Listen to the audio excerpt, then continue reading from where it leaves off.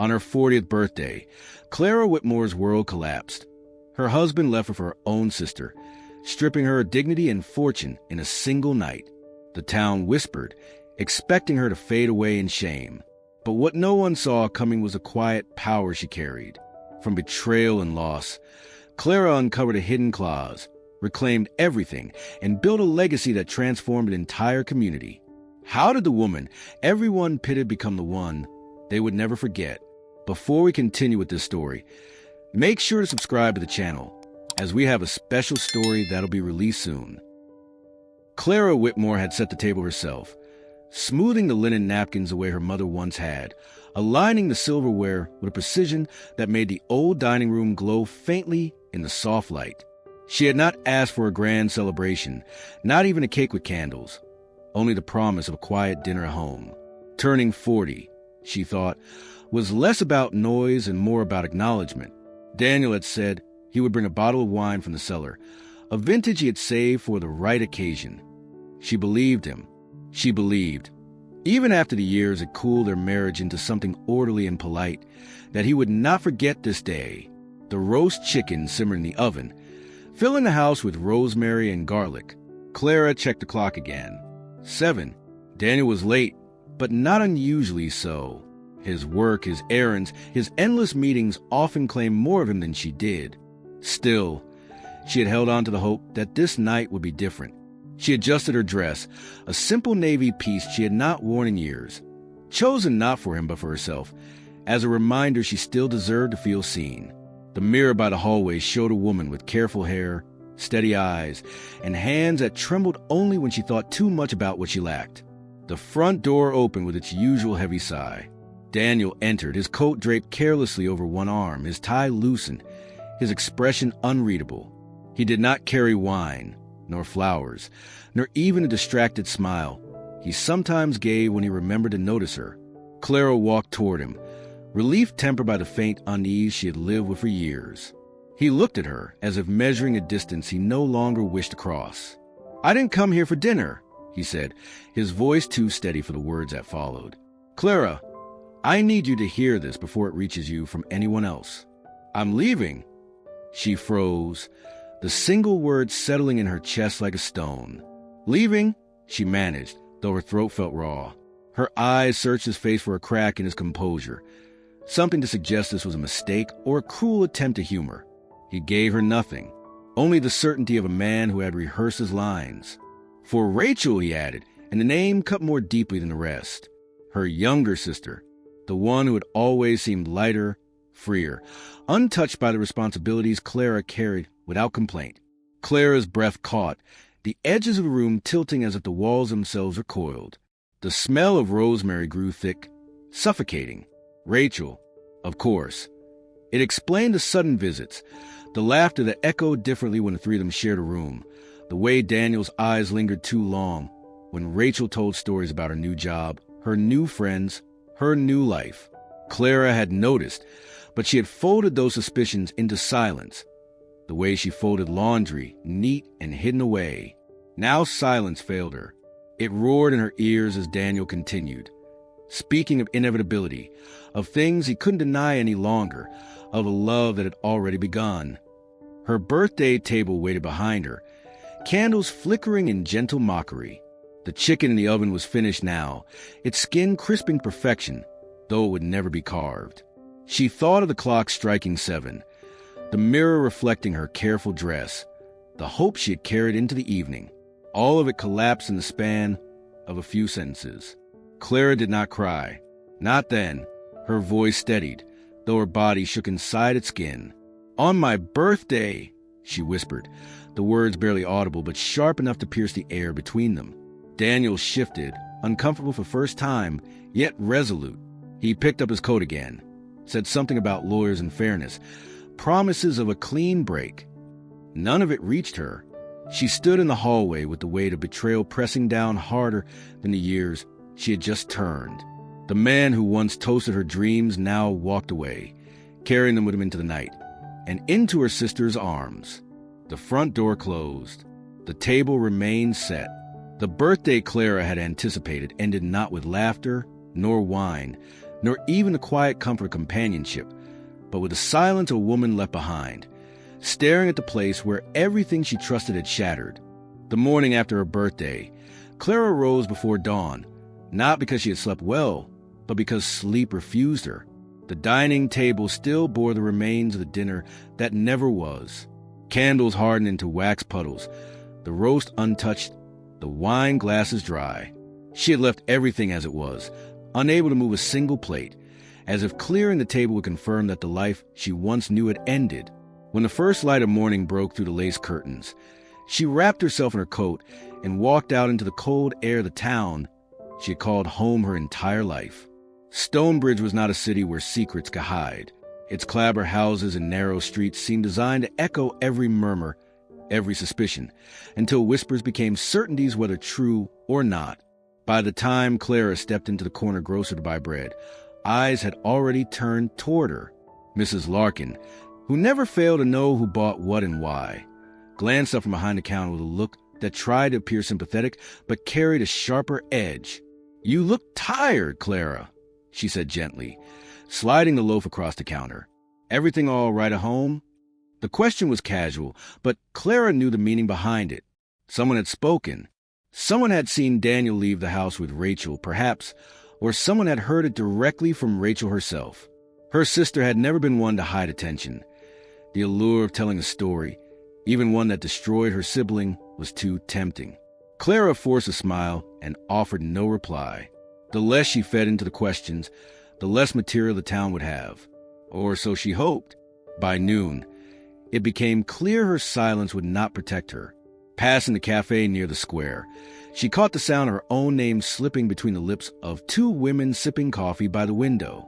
One lowered her voice, but the other leaned forward eagerly, her words carrying just enough for Clara to hear.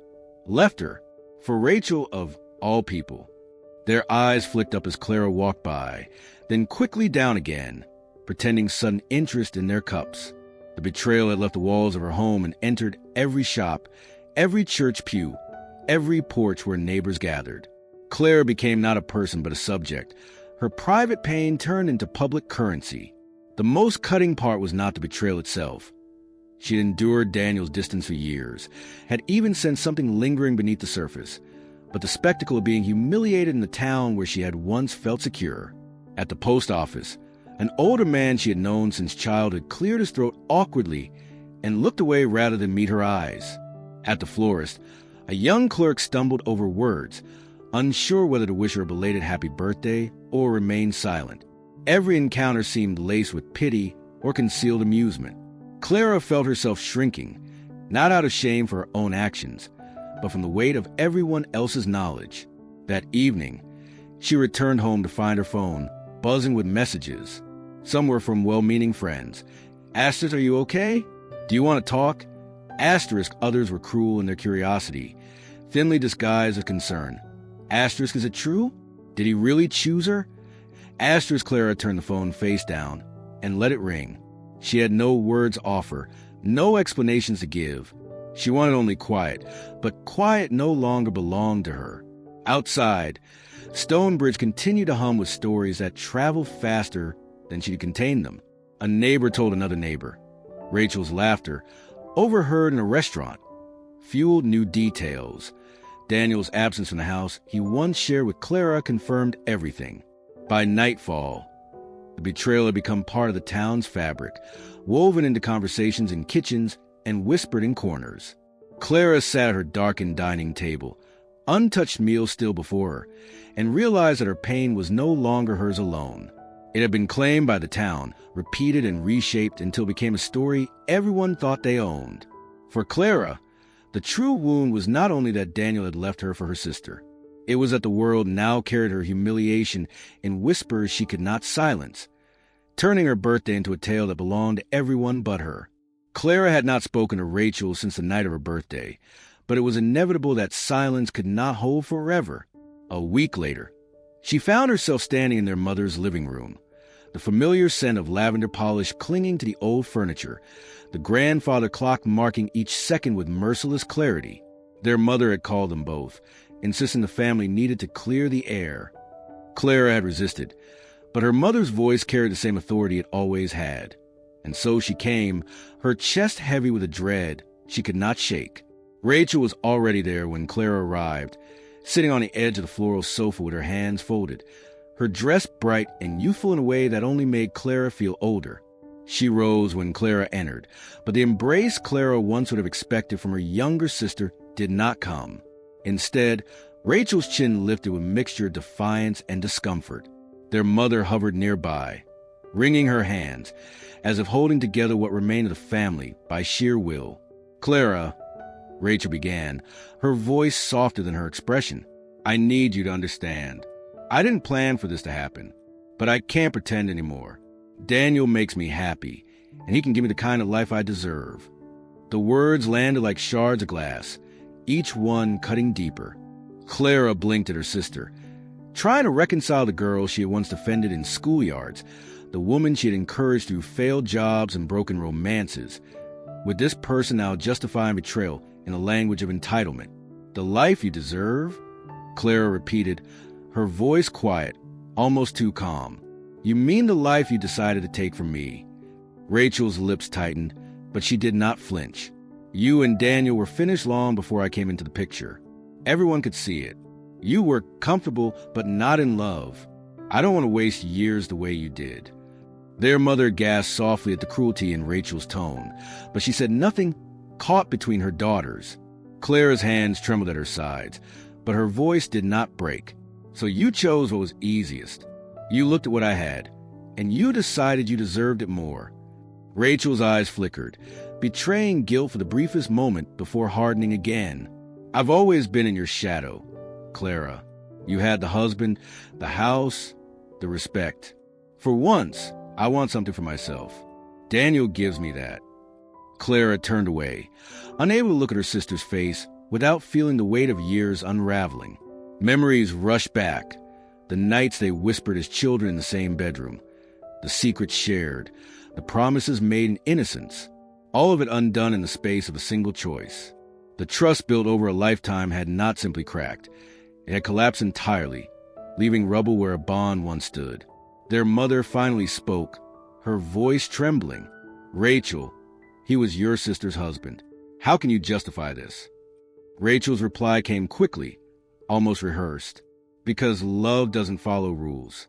Because security matters. And because I'm tired of being left behind." Clara listened, each justification striking her like a stranger's voice.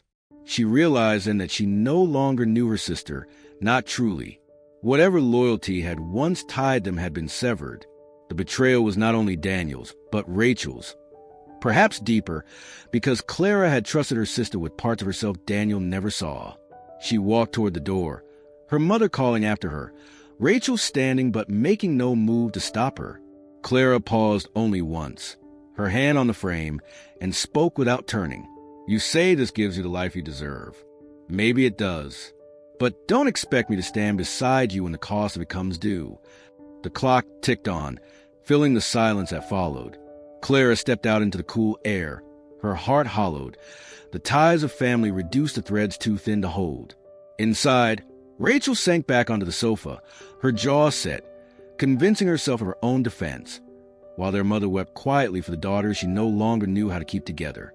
The papers arrived in a thick envelope, hand-delivered by a courier who offered Clara a sympathetic glance before disappearing down the stairwell of her small apartment building.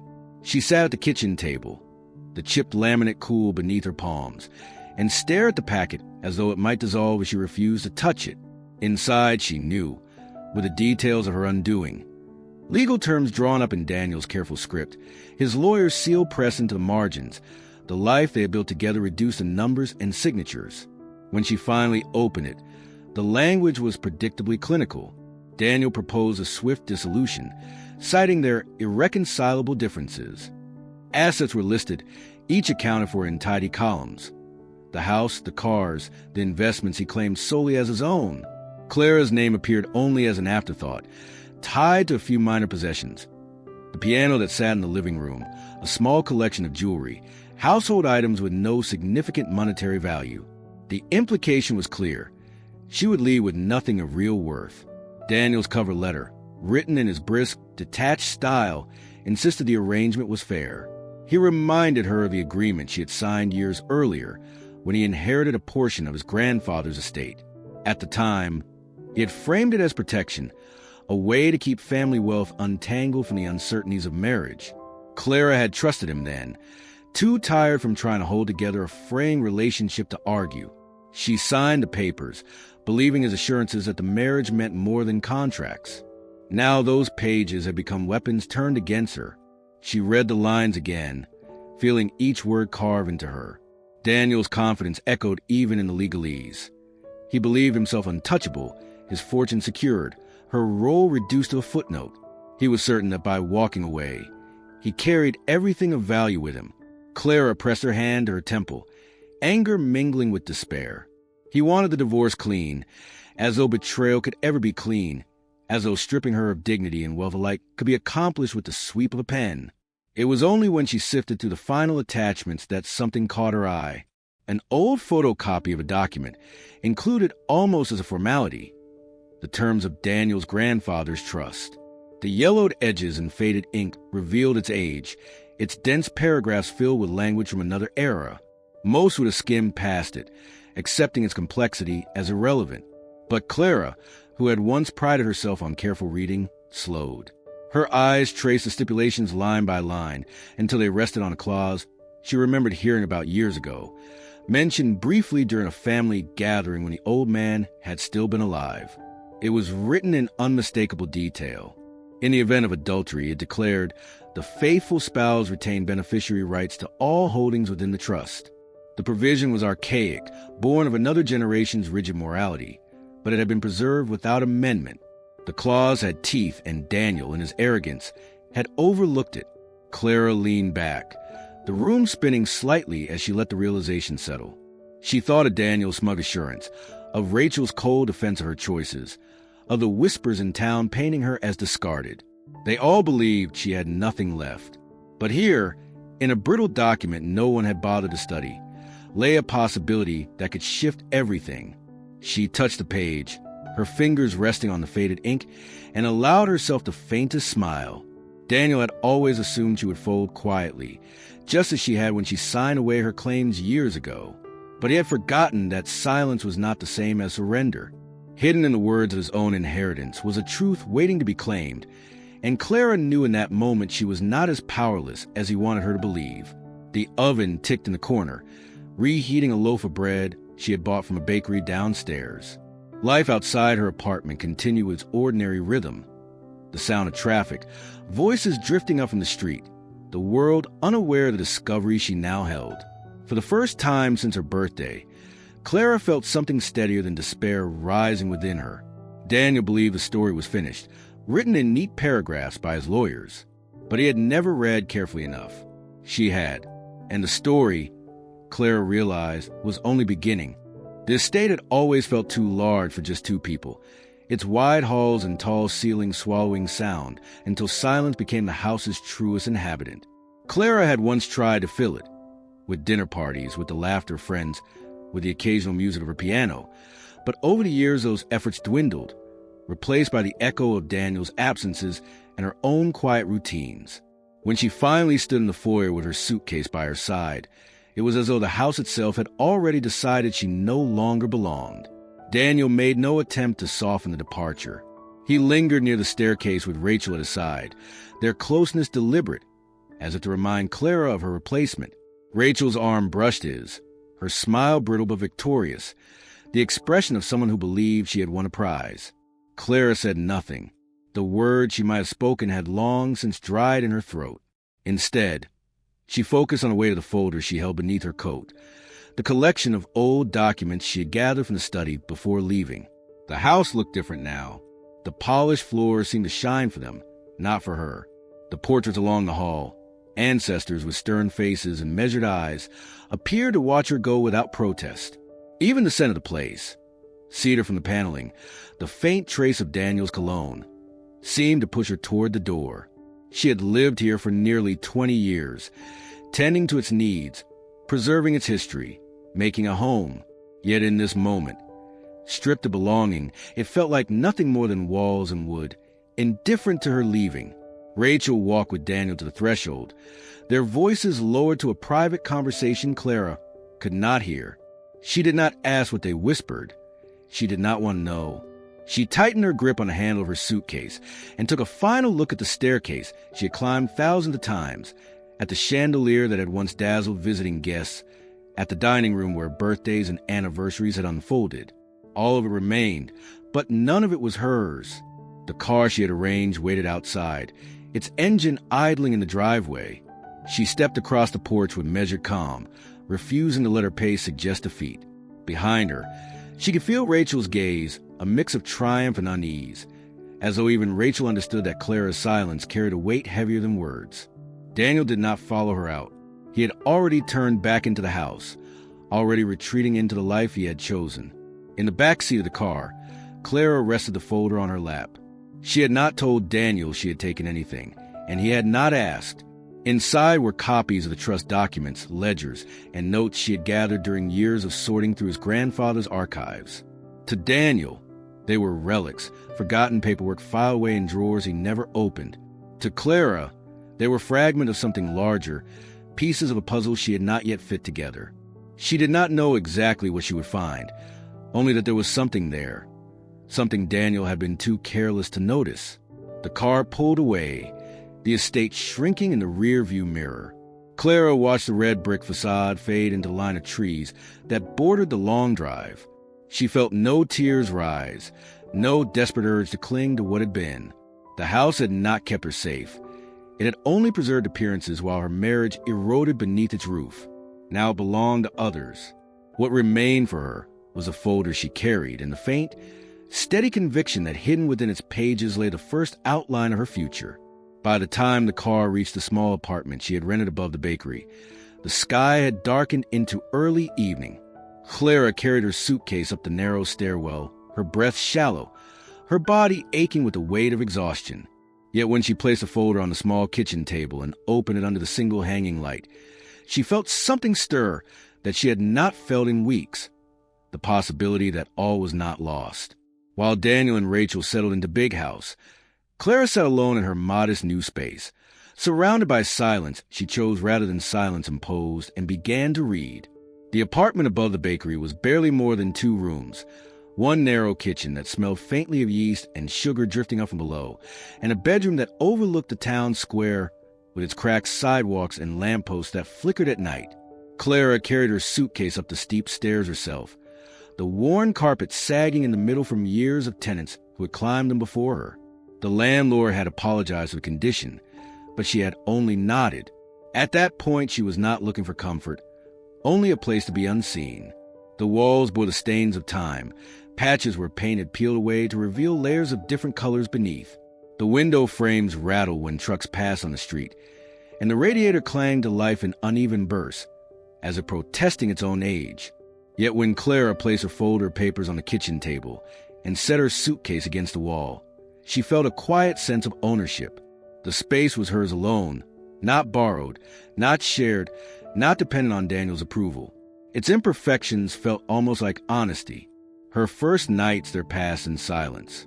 She cooked simple meals on the small gas stove, the hiss of flame, the only sound to break the stillness. Downstairs, the bakery ovens worked late into the evening, the scent of fresh bread curling to the floorboards until her dreams carried her into kitchens of her childhood. Sometimes she stood at the window and looked down at the town, at couples walking arm in arm, at the glow of the diner's neon sign, at the quiet rhythm of a place that carried on without knowing how much her life had changed. The papers she had taken from the estate sat waiting in their folder, heavy with dust and old ink. For days she avoided them, too tired to sift through memories written in Daniel's family's hand. But eventually the silence pressed too hard against her, and she opened the folder as if opening a door. The first pages were brittle, ledgers from decades ago, names and numbers entered in a script more elegant than modern handwriting allowed.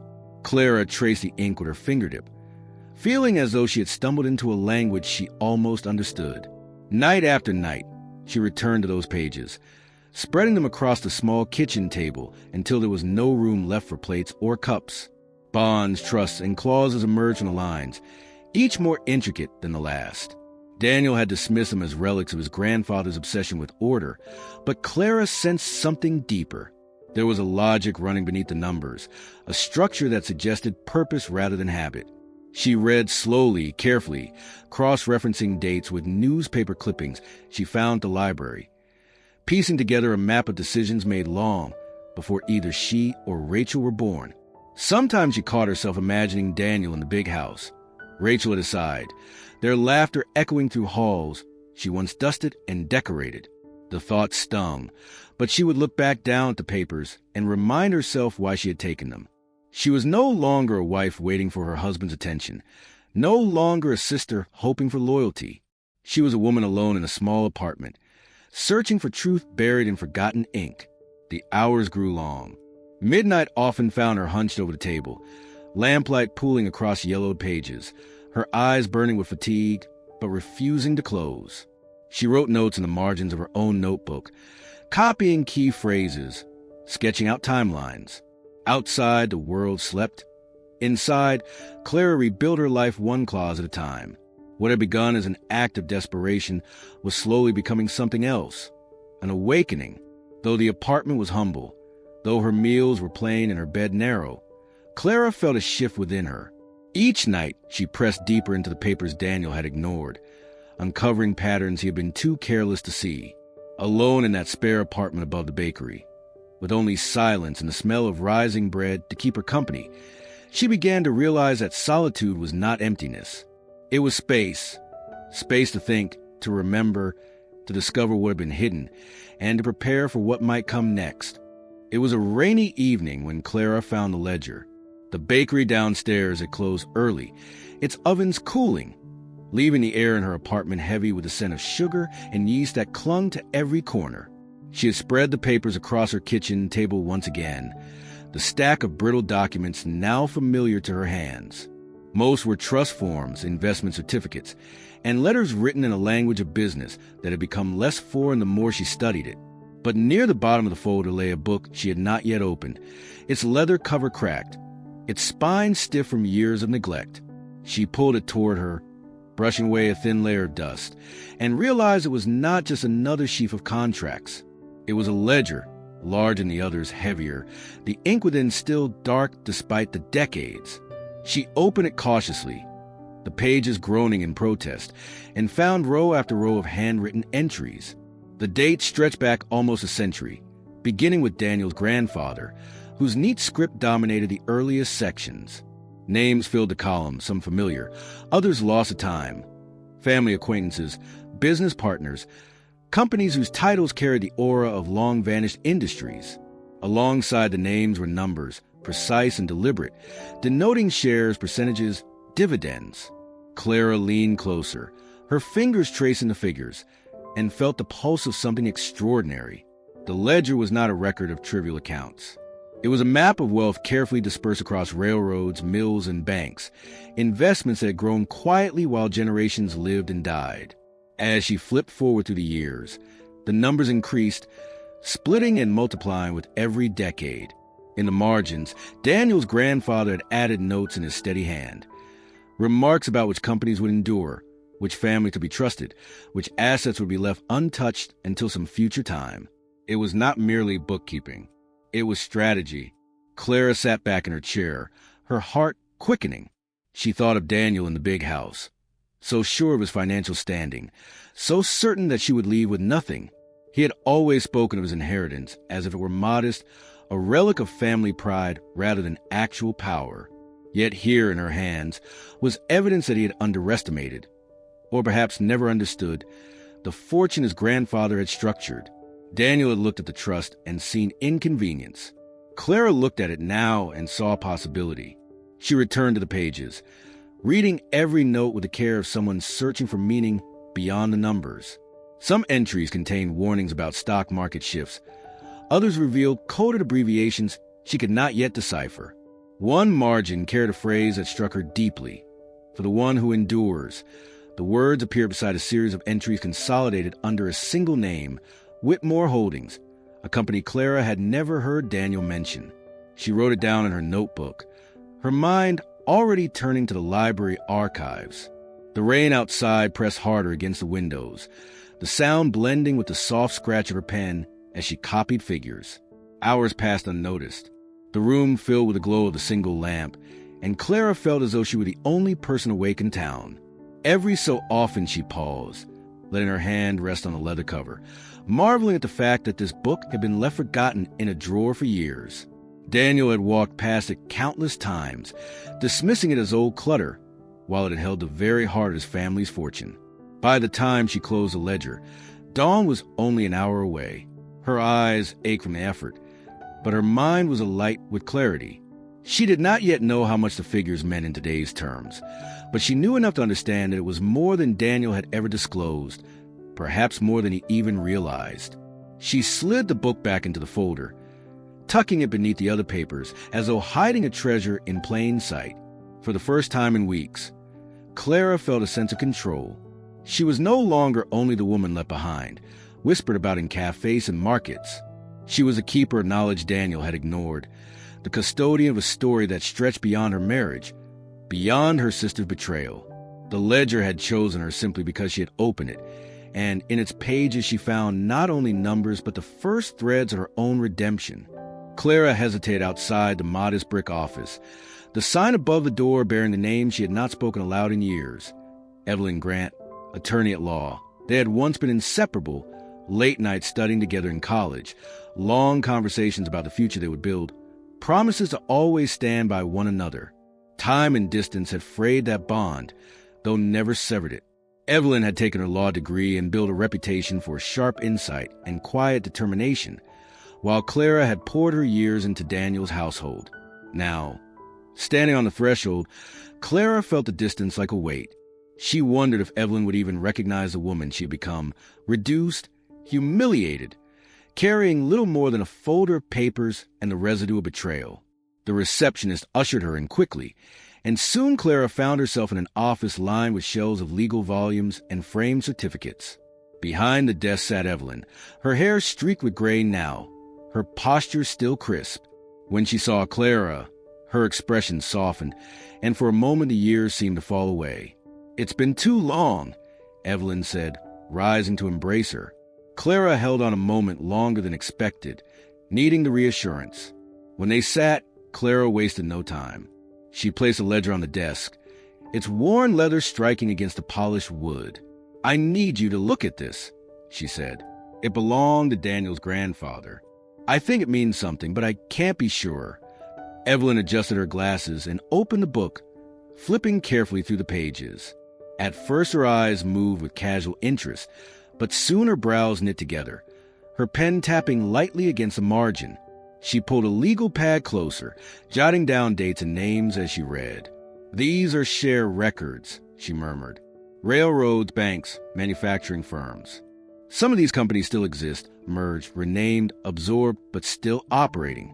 And these notes," she paused, studying the scrawled handwriting. "They aren't random. They're directives." He wasn't just recording investments. He was planning for them to survive. Clara leaned forward, hardly daring to breathe. "So it's real? These numbers could still matter?" Evelyn looked up, her expression both grave and energized. "More than matter, if what I'm seeing here is accurate. There are unclaimed trusts, assets that were never dissolved. In today's terms, they could be worth millions, but they're locked, frozen in legal limbo until someone with proper standing claims them. And according to this clause," she flipped to the appendix Clara had never noticed, tapping the faded text with her pen, "that someone might be you." Clara blinked, overwhelmed. "Me? How could it be me?" "Because Daniel's grandfather anticipated what might happen," Evelyn explained. "He built in protections. This adultery clause you mentioned earlier, it ties directly to the beneficiary rights. If Daniel violates the marriage, you retain the trust. It's archaic, but it's enforceable. He never bothered to amend it. Which means, Clara, you're not walking away empty-handed. Far from it." The room seemed to tilt as the meaning sank in. Clara thought of Daniel in his state with Rachel, smug in his certainty that she had been cast aside with nothing. She thought of the whispers in town, the pitying glances. None of them knew what lay hidden in this ledger, what Evelyn's steady voice had just confirmed. For the first time since her birthday, Clara felt something stir that resembled hope, fragile but undeniable. Evelyn closed the ledger gently, her eyes meeting Clara's. This won't be simple. There will be filings, disputes, maybe even a fight in court. Daniel won't give up easily. But you have a case, and a strong one. And you have me. The words broke through Clara's composure. She nodded, unable to find her voice, her eyes stinging with the weight of everything she had carried alone. Evelyn reached across the desk, covering Clara's hand with her own. You're not powerless, Clara. Not anymore. When she left the office that afternoon, the sky had cleared after days of rain. Sunlight broke through the clouds, striking the wet pavement until it gleamed. Clara carried the ledger pressed against her chest, as if it were a shield. The bakery scent would still greet her when she returned to her apartment. The radiator would still clank in protest, but now she knew those nights of solitude had not been wasted. They had led her here, to the proof that Daniel's betrayal would not define the rest of her life. She was no longer merely the woman left behind. She was the woman who held the key to everything he thought was his. The clause was buried deep within the trust, hidden among dense paragraphs of legal phrasing that would have driven most readers to skim past in search of something simpler. Clara sat at the small kitchen table in her apartment above the bakery, the ledger and documents spread before her like the pieces of a puzzle Evelyn had already pointed out, her finger tapping the faded ink with the certainty of someone who understood the weight of such words. But Clara returned to it again and again, as if rereading it could anchor the truth more firmly in her mind. It was not ambiguous. The trust, established by Daniel's grandfather in the early 1930s, contained a stipulation written in the careful language of another time. In the event of marital infidelity, the faithful spouse will retain all rights to the trust's assets, regardless of prior agreements or contracts signed during the marriage.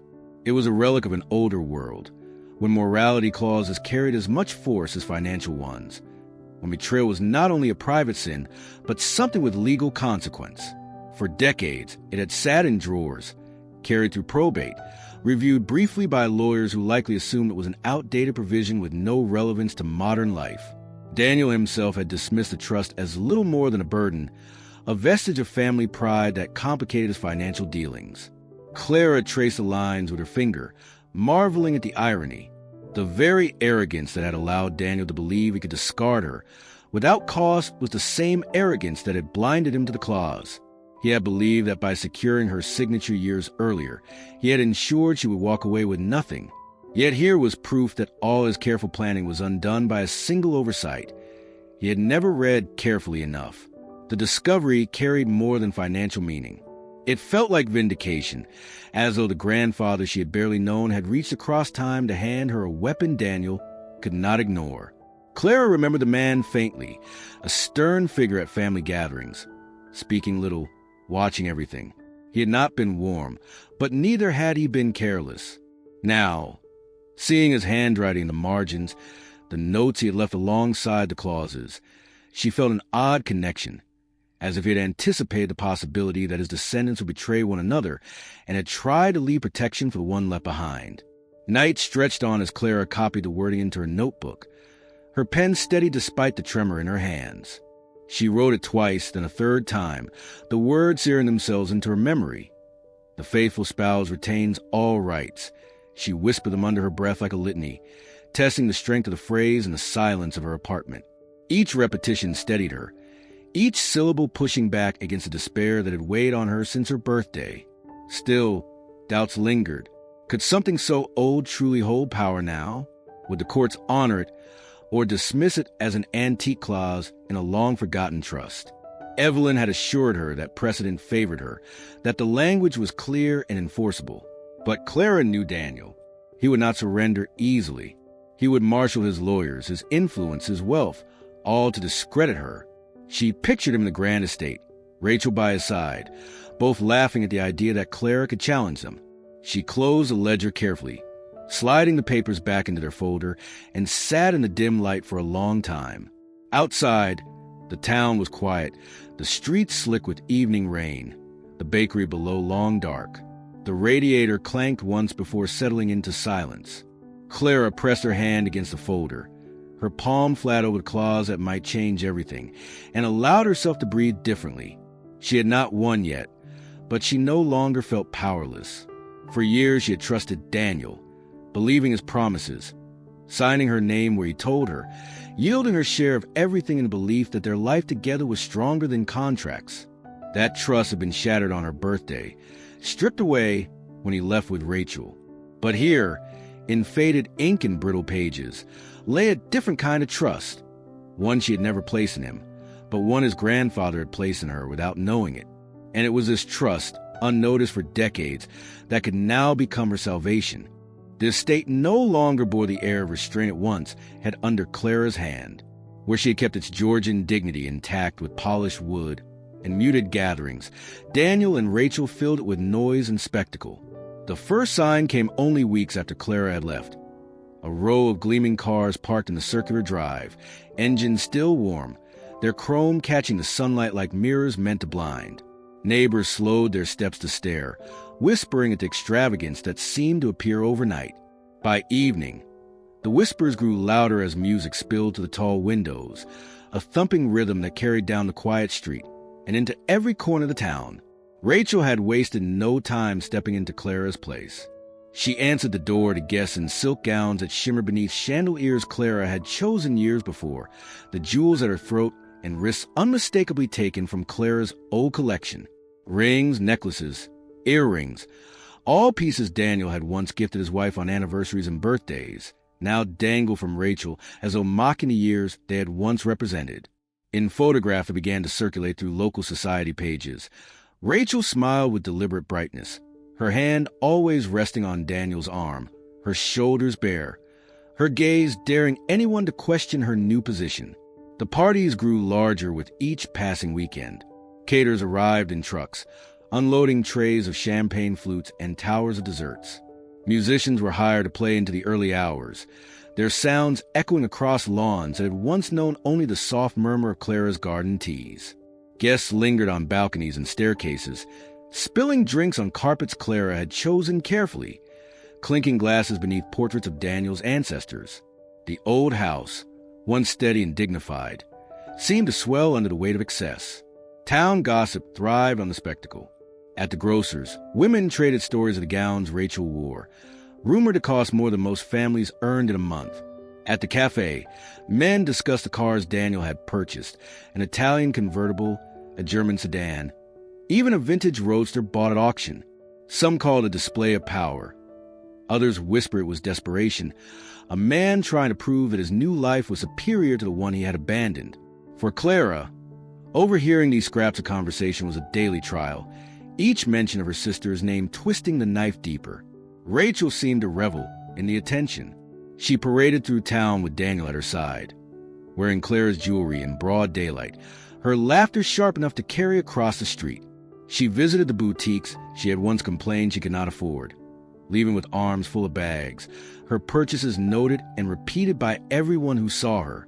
What Rachel considered triumph, others interpreted as vanity, but she seemed blind to the undercurrent of scorn beneath the admiration. Daniel, too, seemed intoxicated by this new life. He spent money freely, unconcerned with consequence, convinced that his fortune was inexhaustible.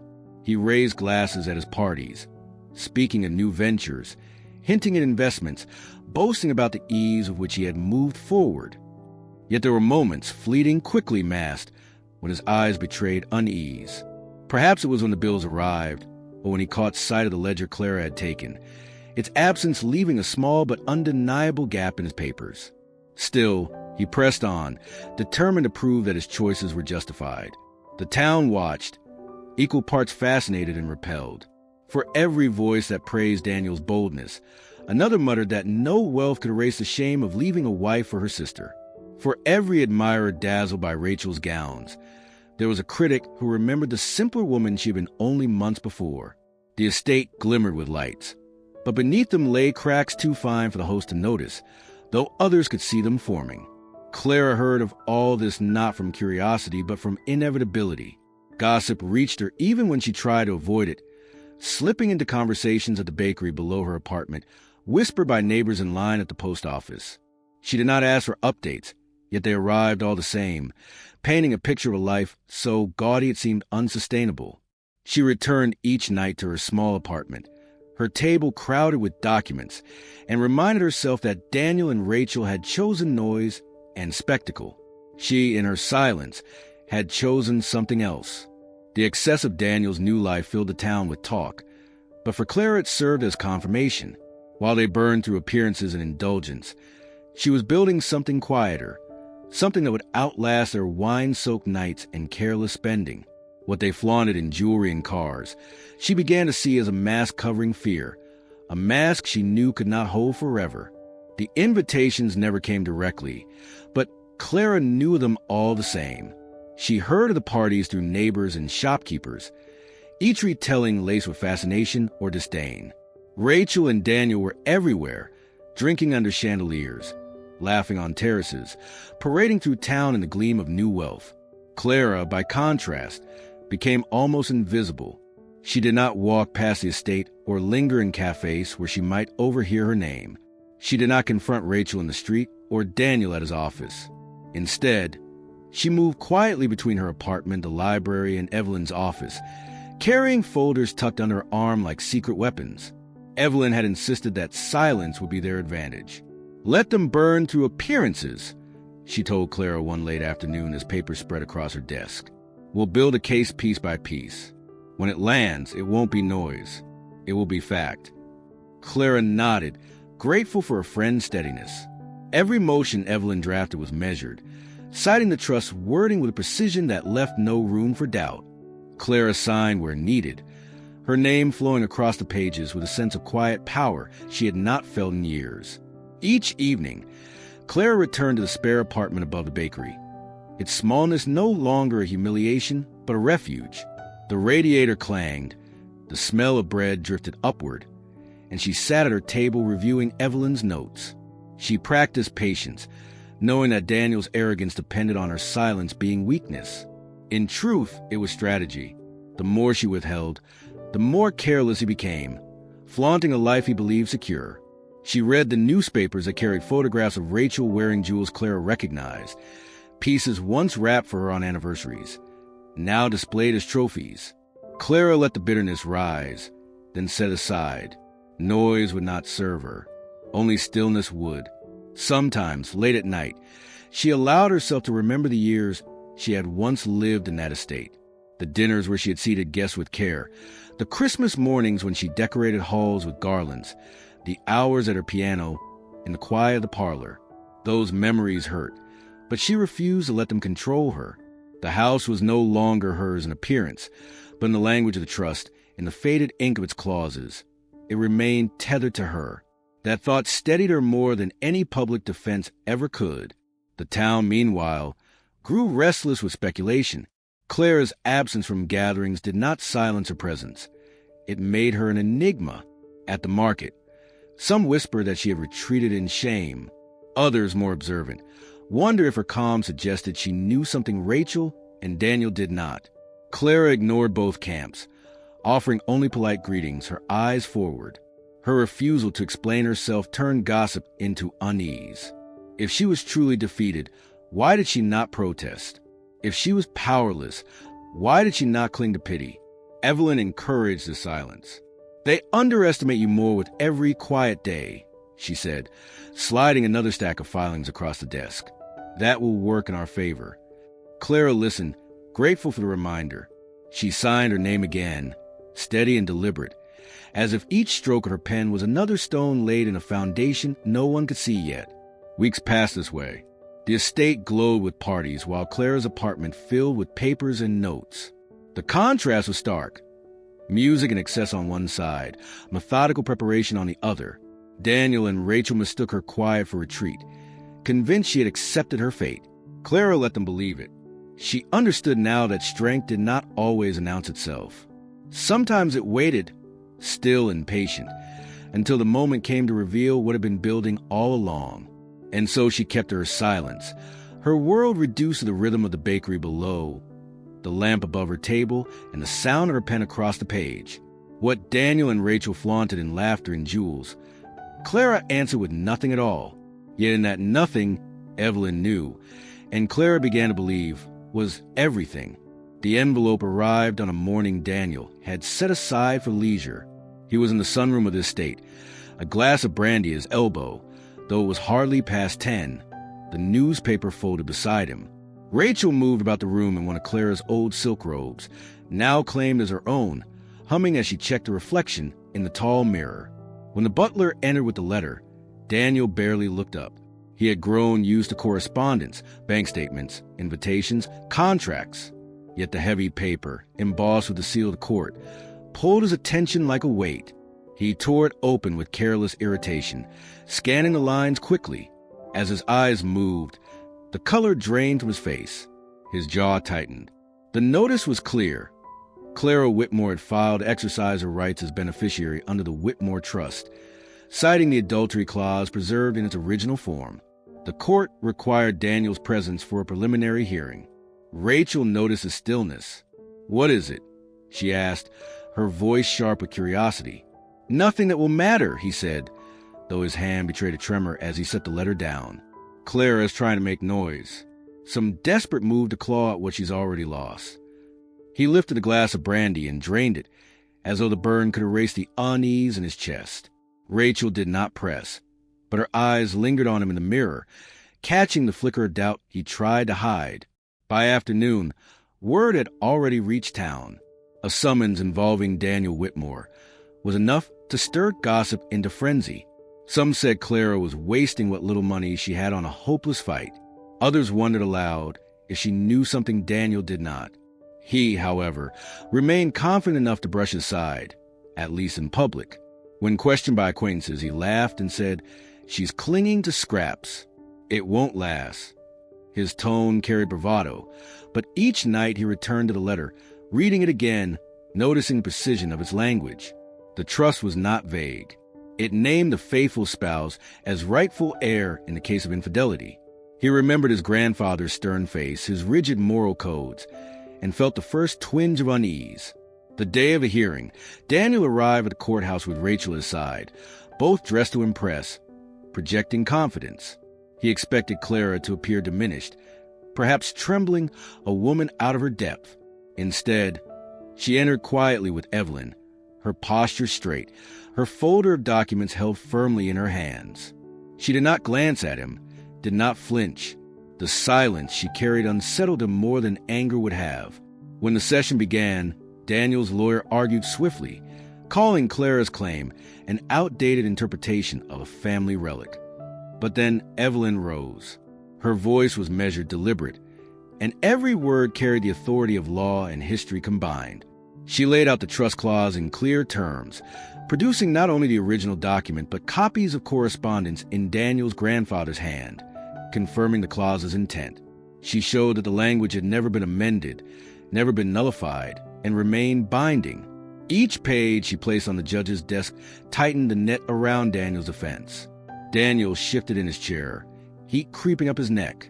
He had expected Clara to be emotional, disorganized, easily dismissed. Instead, she sat composed while Evelyn spoke with the precision of someone who had prepared for every angle. The judge nodded as he reviewed the documents, his expression giving nothing away, but the weight of evidence was undeniable. Rachel's fingers dug into Daniel's arm as the hearing closed, her whisper sharp in his ear. "You told me this was nothing." He said nothing in return, his confidence hollowed. As they left the courthouse, the crowd of onlookers buzzed with speculation. Clara did not stop to answer questions. She walked past him with Evelyn at her side, the folder pressed close against her chest. Daniel watched her go, realizing for the first time that silence could be more dangerous than fury, and that the battle he thought beneath him had only just begun. The ride back from the courthouse was not silent for long. Rachel held her composure until the gates of the estate closed behind them, but once the car stopped in the driveway, she turned on Daniel with force he had not seen before. Her voice cut through the air sharper than the clatter of heels against stone. "You said she was finished," she snapped, flinging open the car door. "You swore Clara would walk away with nothing. Now the whole town is whispering that she's the one with the claim. Do you even understand what this means?" Daniel followed her inside, his stride slower, his face set in the stubborn mask he wore whenever challenged. It means she's desperate. Evelyn Grant is spinning old papers into a story. The court hasn't ruled on anything. Nothing has changed. Rachel wheeled around in the foyer, the silk scarf at her throat slipping loose as she gestured wildly. Nothing has changed? The judge saw it. I saw it. That clause is real, Daniel. Your grandfather wrote it, and you ignored it. If they honor it, everything we've built here, this house, these parties, this life, it all goes back to her. Her words echoed up the staircase and into rooms Clara once walked through in silence. Daniel tried to steady his tone, but the strain showed. She won't win. Trust me. Rachel laughed, but there was no humor in it. Trust you? That's exactly what I did. I left my sister. I burned every bridge in this town because you promised me security. And now I look like a fool parading around in her jewelry while she sits in court with her lawyer, making me look like a thief. Daniel's jaw tightened, his hands balling at his sides. Do you think I wanted this? Clara is trying to humiliate us. That's all this is. She doesn't care about the money. Of course she cares about the money. Rachel interrupted, her voice rising. Why else would she be doing this? And if she wins, I'm left with nothing. Do you understand that? Nothing. Not the house, not the fortune, not even the respect I thought I had. She stormed into the parlor, the place still glittering from their last party. The champagne glasses had not yet been cleared from the mantel. The flowers were still wilting in their vases, but the glamour fell hollow. Rachel pulled one of the glasses from the shelf and hurled it into the fireplace, the shatter sending crystal shards across the floor. Her breathing came fast, her eyes flashing with something between fear and rage. Daniel followed, his voice low but unyielding. I'll fight it. Do you hear me? I'll fight her until there's nothing left to fight with. You think I'm going to let Clara win after everything? Not a chance. Rachel stood trembling, her hands clenched at her sides. For the first time since stepping into Clara's place, she looked less like the victor and more like the usurper, terrified of losing what she had taken.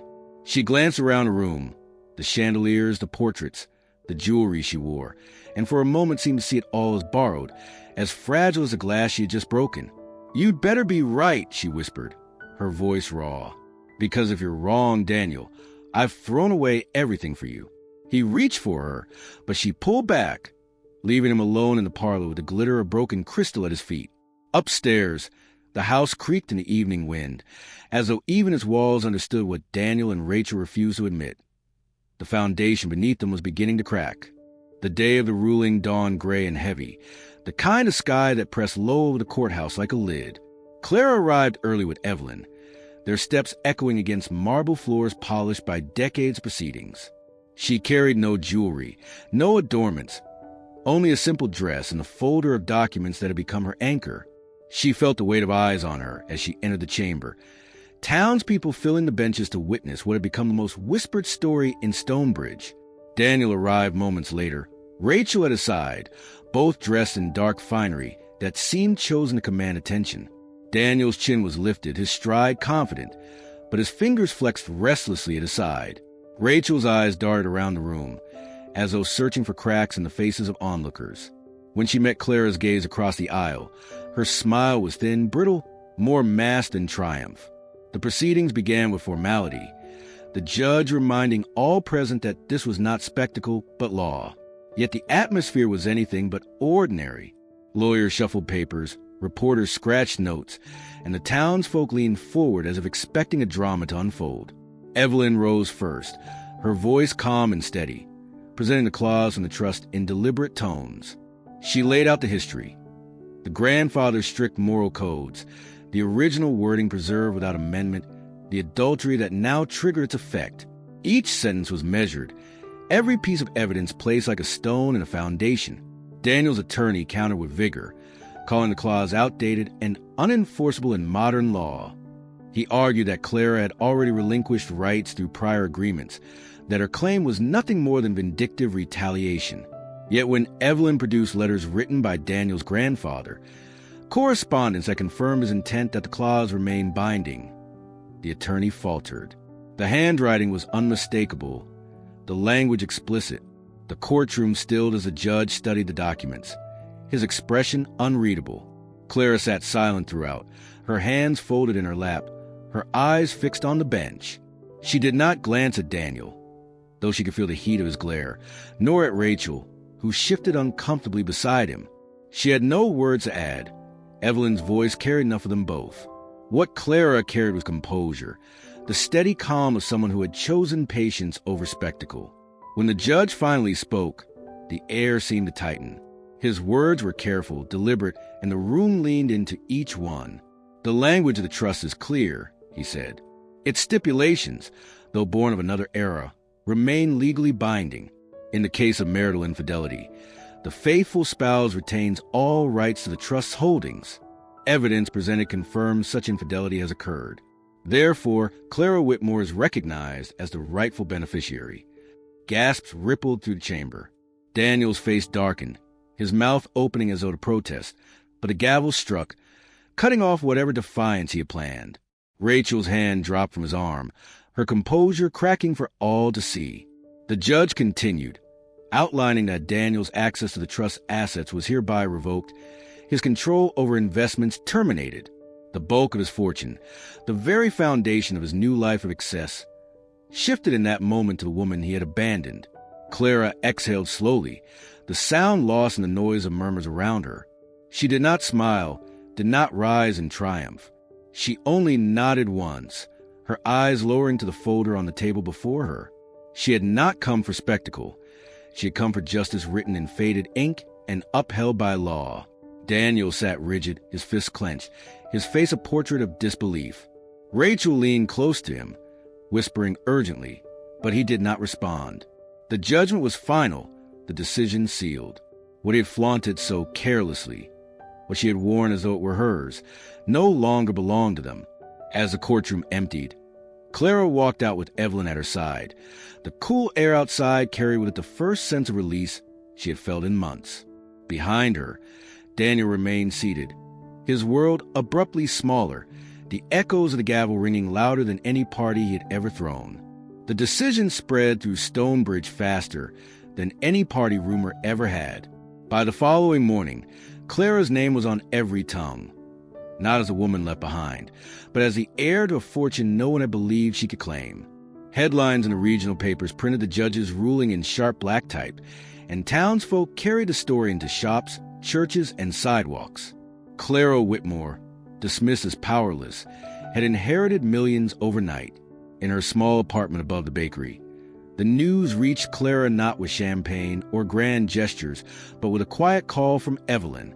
"It's official," Evelyn said, her voice steady, though Clara could hear the relief beneath it. "The holdings have been transferred. Accounts are being released. You'll begin receiving distributions immediately." Clara sat at the kitchen table, her hands around a chipped mug of tea, and let the words settle like stones sinking to the bottom of a river. She had prepared herself for months of struggle, for appeals, for obstacles Daniel might throw in her path. But the ruling had been decisive, and for the first time in a long while, she felt the ground shift beneath her toward stability. For Daniel and Rachel, the shift was in the opposite direction. At the estate, creditors began to appear, their patience strained. The lavish cars, the endless parties, the jewelry Rachel had draped across her wrists, it had all been bought on the assumption that Daniel's fortune was untouchable. Now, with his access to the trust revoked, bills once easily ignored piled into a mountain he could not climb. Lawyers demanded payment for their services in the case he had lost. Bankers called in debts he had assumed he could delay. Rachel felt the cracks most acutely. She had built her triumph on the illusion of permanence, strutting through town in Clara's jewelry, smiling in borrowed gowns, convinced she had secured her place. Now she faced the humiliation of seeing those same jewels stripped from her, the parties dwindling as suppliers demanded payment in advance, the servants whispering about wages unpaid. What she once flaunted as victory now exposed her as fragile. She lashed out at Daniel, her voice sharp, demanding answers he could not provide. Daniel himself moved through the house like a man stunned. He had always relied on confidence to carry him, on charm to smooth over difficulties, But now each phone call left him more hollow. He argued with his lawyers, insisting there must be a way to overturn the ruling, but each conversation ended in the same refrain. The clause was ironclad, the judgment final. For all his bravado, he was powerless against words written decades before, words he had never thought important enough to read. Clara did not gloat. She did not parade through town or make declarations. When the first deposits appeared in her account, she treated them with the same steady calm she had carried through the trial. She paid her modest bills, donated quietly to the bakery beneath her apartment, and began to meet with Evelyn to plan the careful management of what had come to her. It was not wealth she sought to flaunt, but security she had never thought she would know again. The town watched the reversal with fascination. Where once Clara had been pitied, she was now spoken of with a kind of awe. Neighbors who had looked away in discomfort now greeted her with respect. Meanwhile, Daniel and Rachel found themselves objects of quiet ridicule, their decline as public as their rise had been. The estate that had glittered with lights now stood dim, its parties silenced, its new inhabitants caught in the web of their own debts. It was sudden, but it was final. Clara had been cast aside with nothing, yet now she held everything Daniel had once taken for granted.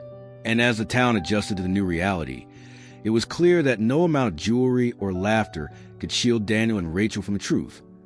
Their triumph had been short-lived, and the reversal of fortune had left them with nothing but the echo of what they had tried to steal. Stonebridge had always thrived on stories. For generations, its narrow streets and shaded porches had carried whispers from one house to the next, shaping reputations as much as deeds themselves. Clara's downfall had once been its favorite subject, spoken of in low tones at church steps, in the post office line, and across the counters of the grocer. People pitied her in public, but relished the spectacle in private, clucking their tongues about the shame of being abandoned for one's own sister.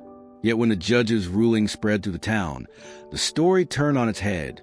The same voices that had whispered her humiliation now marveled at her composure, surprised by the quiet strength she had shown all along.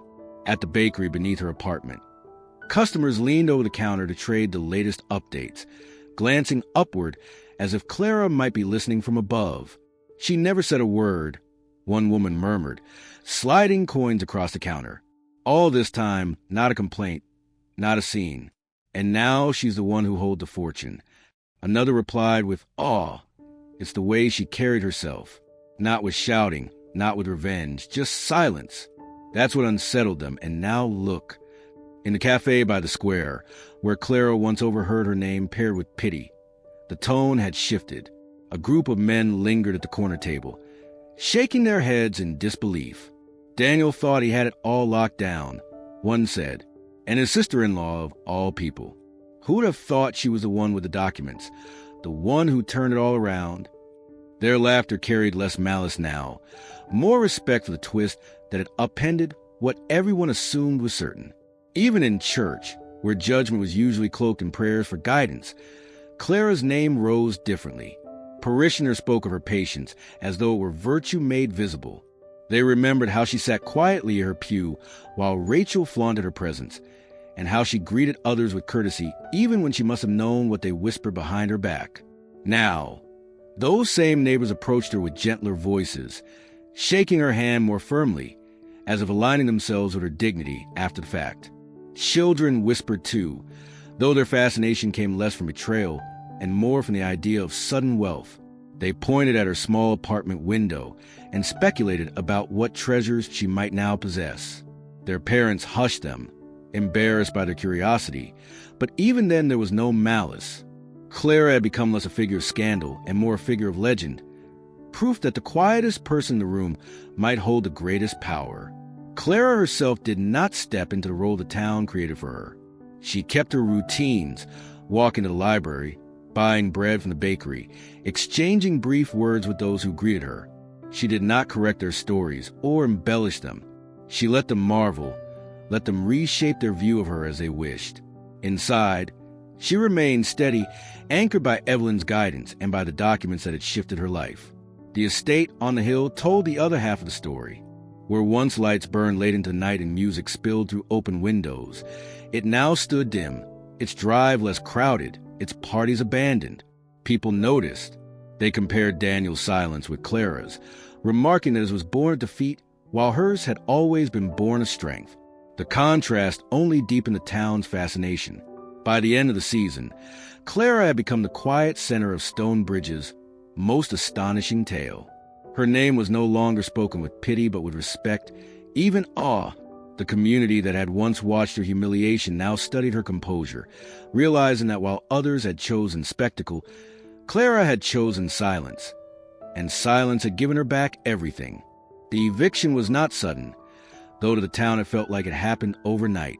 Notices had been delivered, deadlines given, and appeals denied, until finally the day arrived when Daniel and Rachel could no longer ignore what the law demanded. The estate that had once glittered with their excess now stood in uneasy quiet, its halls stripped of laughter and music, the cars in the driveway fewer, the servants long since dismissed for lack of wages. Movers came in the morning with trucks and crates, their footsteps echoing through rooms where parties had once stretched past midnight. Rachel directed them with sharp words and impatient gestures, her fury rising with every object packed away.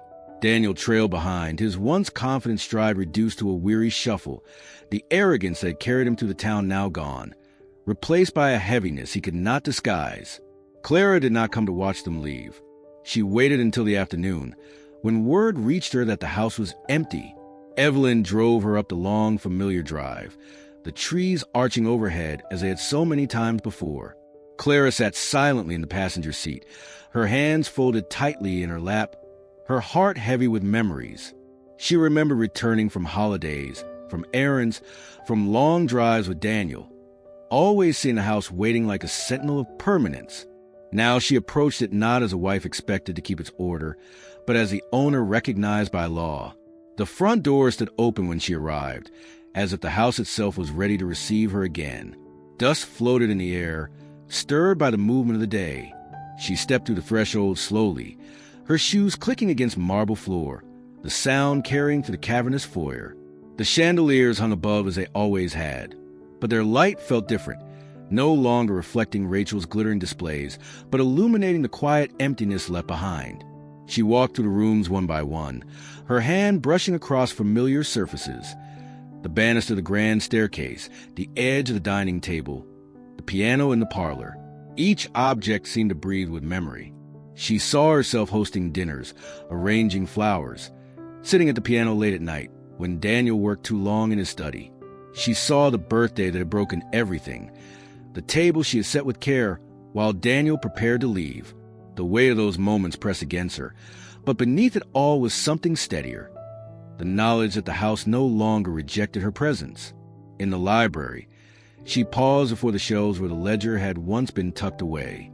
The drawer stood slightly ajar from the mover's careless work, but the room was otherwise unchanged. She felt a faint satisfaction knowing that what Daniel had overlooked here had become his undoing. Upstairs, the bedrooms were bare, the curtains drawn back to let in pale afternoon light. Rachel's perfumes lingered faintly, a reminder of how quickly she had tried to claim what was never hers. Clara opened the windows one by one, letting fresh air move through the halls, carrying away the residue of excess. When she returned to the foyer, Evelyn stood waiting, her expression quiet but proud. "It's yours now," she said simply. Clara nodded, though she felt no rush of triumph. The victory was not in possession, but in restoration. She had walked out months ago with a single suitcase and a folder of forgotten papers. Now she stood within the house again, not as a discarded wife abandoned in humiliation, but as a rightful heir, the woman who had endured. The estate loomed around her, vast and still, its silence no longer hostile but patient. She knew it would take time to decide what to do with it, how to shape it into something beyond the shadow of betrayal. But for that moment, as she stood beneath the high ceiling and listened to the echo of her own breath, Clara allowed herself to feel something she had not felt in years, that she belonged. The house greeted Clara with the stillness of a cathedral, every corner heavy with memory. The movers had taken away the last of Daniel and Rachel's belongings, leaving behind only what could not be carried. Walls that had witnessed decades, floors that had absorbed the rhythm of countless footsteps, air that still seemed to hum faintly with echoes. As Clara moved slowly from room to room, she felt as though she were walking through a gallery of her own life, each space holding both the warmth and the ache of years she could not reclaim. The dining room was the first to draw her in. The long oak table stretched beneath the chandelier, its polished surface reflecting the muted afternoon light. She paused at its edge, running her fingers along the grain. Here had been birthdays where candles flickered while laughter filled the air. She saw herself setting plates, folding napkins with careful precision. Daniel seated at the head of the table, raising glasses and toasts. She also remembered the silences, those long dinners where words fell short, where Daniel's eyes drifted toward his plate rather than hers, where she felt herself fading into the background of her own home. The room carried both joy and fracture, and she accepted them together, unable to separate one from the other. In the parlor, the piano waited quietly in the corner. Clara lowered herself onto the bench, her hand hovering above the keys. She had played here on winter nights, soft melodies echoing against high ceilings while Daniel worked in his study. Music had been her way of speaking when words felt unwelcome, a voice that carried only to the walls. Now, as her fingers pressed down tentatively, a single note rang out, pure and unbroken. The sound filled the emptiness, and she felt a sting behind her eyes. For so long, this room had absorbed her solitude. Now, it gave her back her presence. She climbed the grand staircase slowly, her hands sliding along the railing polished by years of touch. At the top, the master bedroom stood open, curtains shifting with the breeze from the newly opened windows. The bed was stripped bare, yet Clara could almost see the outlines of years spent there. Conversations whispered in the dark, arguments that burned too brightly to be forgotten, nights of loneliness with Daniel sighed cold before morning came. She lingered at the doorway, not out of longing but to acknowledge what had been. The space no longer held her in its grip. It yielded to her quietly, as though relieved to be emptied of deception. Further down the hall, she entered the guest room where Rachel had once stayed on visits before everything unraveled. The faint trace of her perfume lingered in the air, though the drawers were empty now. Clara remembered opening that door years ago, carrying fresh linens, never imagining it would one day become a chamber of betrayal.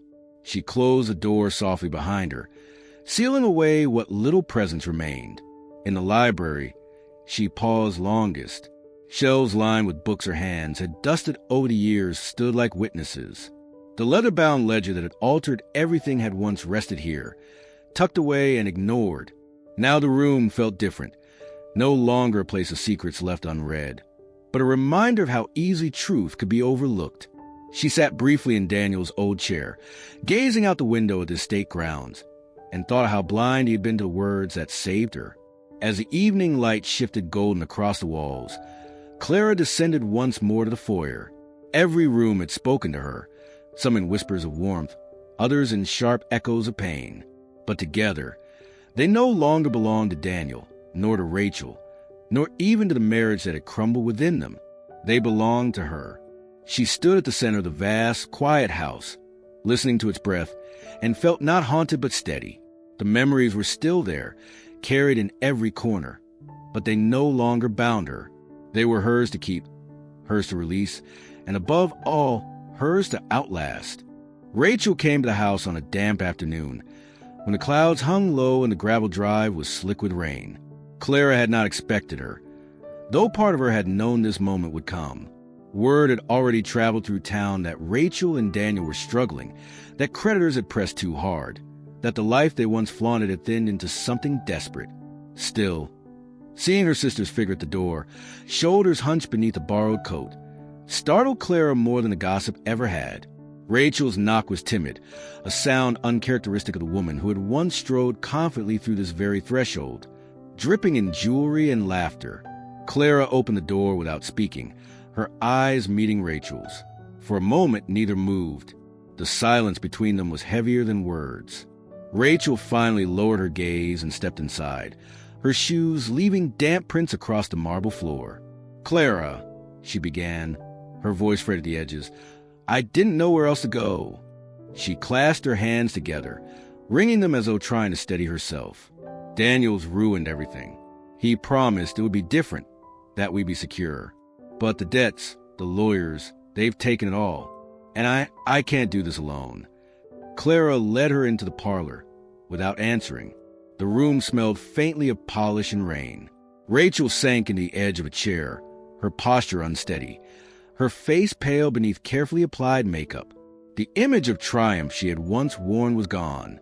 What sat before Clara now was not the sister who had stolen her husband, but a woman stripped of certainty. "I know I hurt you," Rachel continued, her voice cracking. "I know I betrayed you, but I need your help now. You have everything, Clara, the house, the fortune. You could—" She paused, searching for the right words. "You could forgive me. We could start over. I could even work for you, if that's what it takes. Please, don't leave me with nothing." Clara listened. She heard the desperation behind each word, the way Rachel's pride had collapsed under the weight of loss. She thought of the girl she had once shared a room with, whispering secrets at night, making promises of loyalty before either of them understood what betrayal could mean.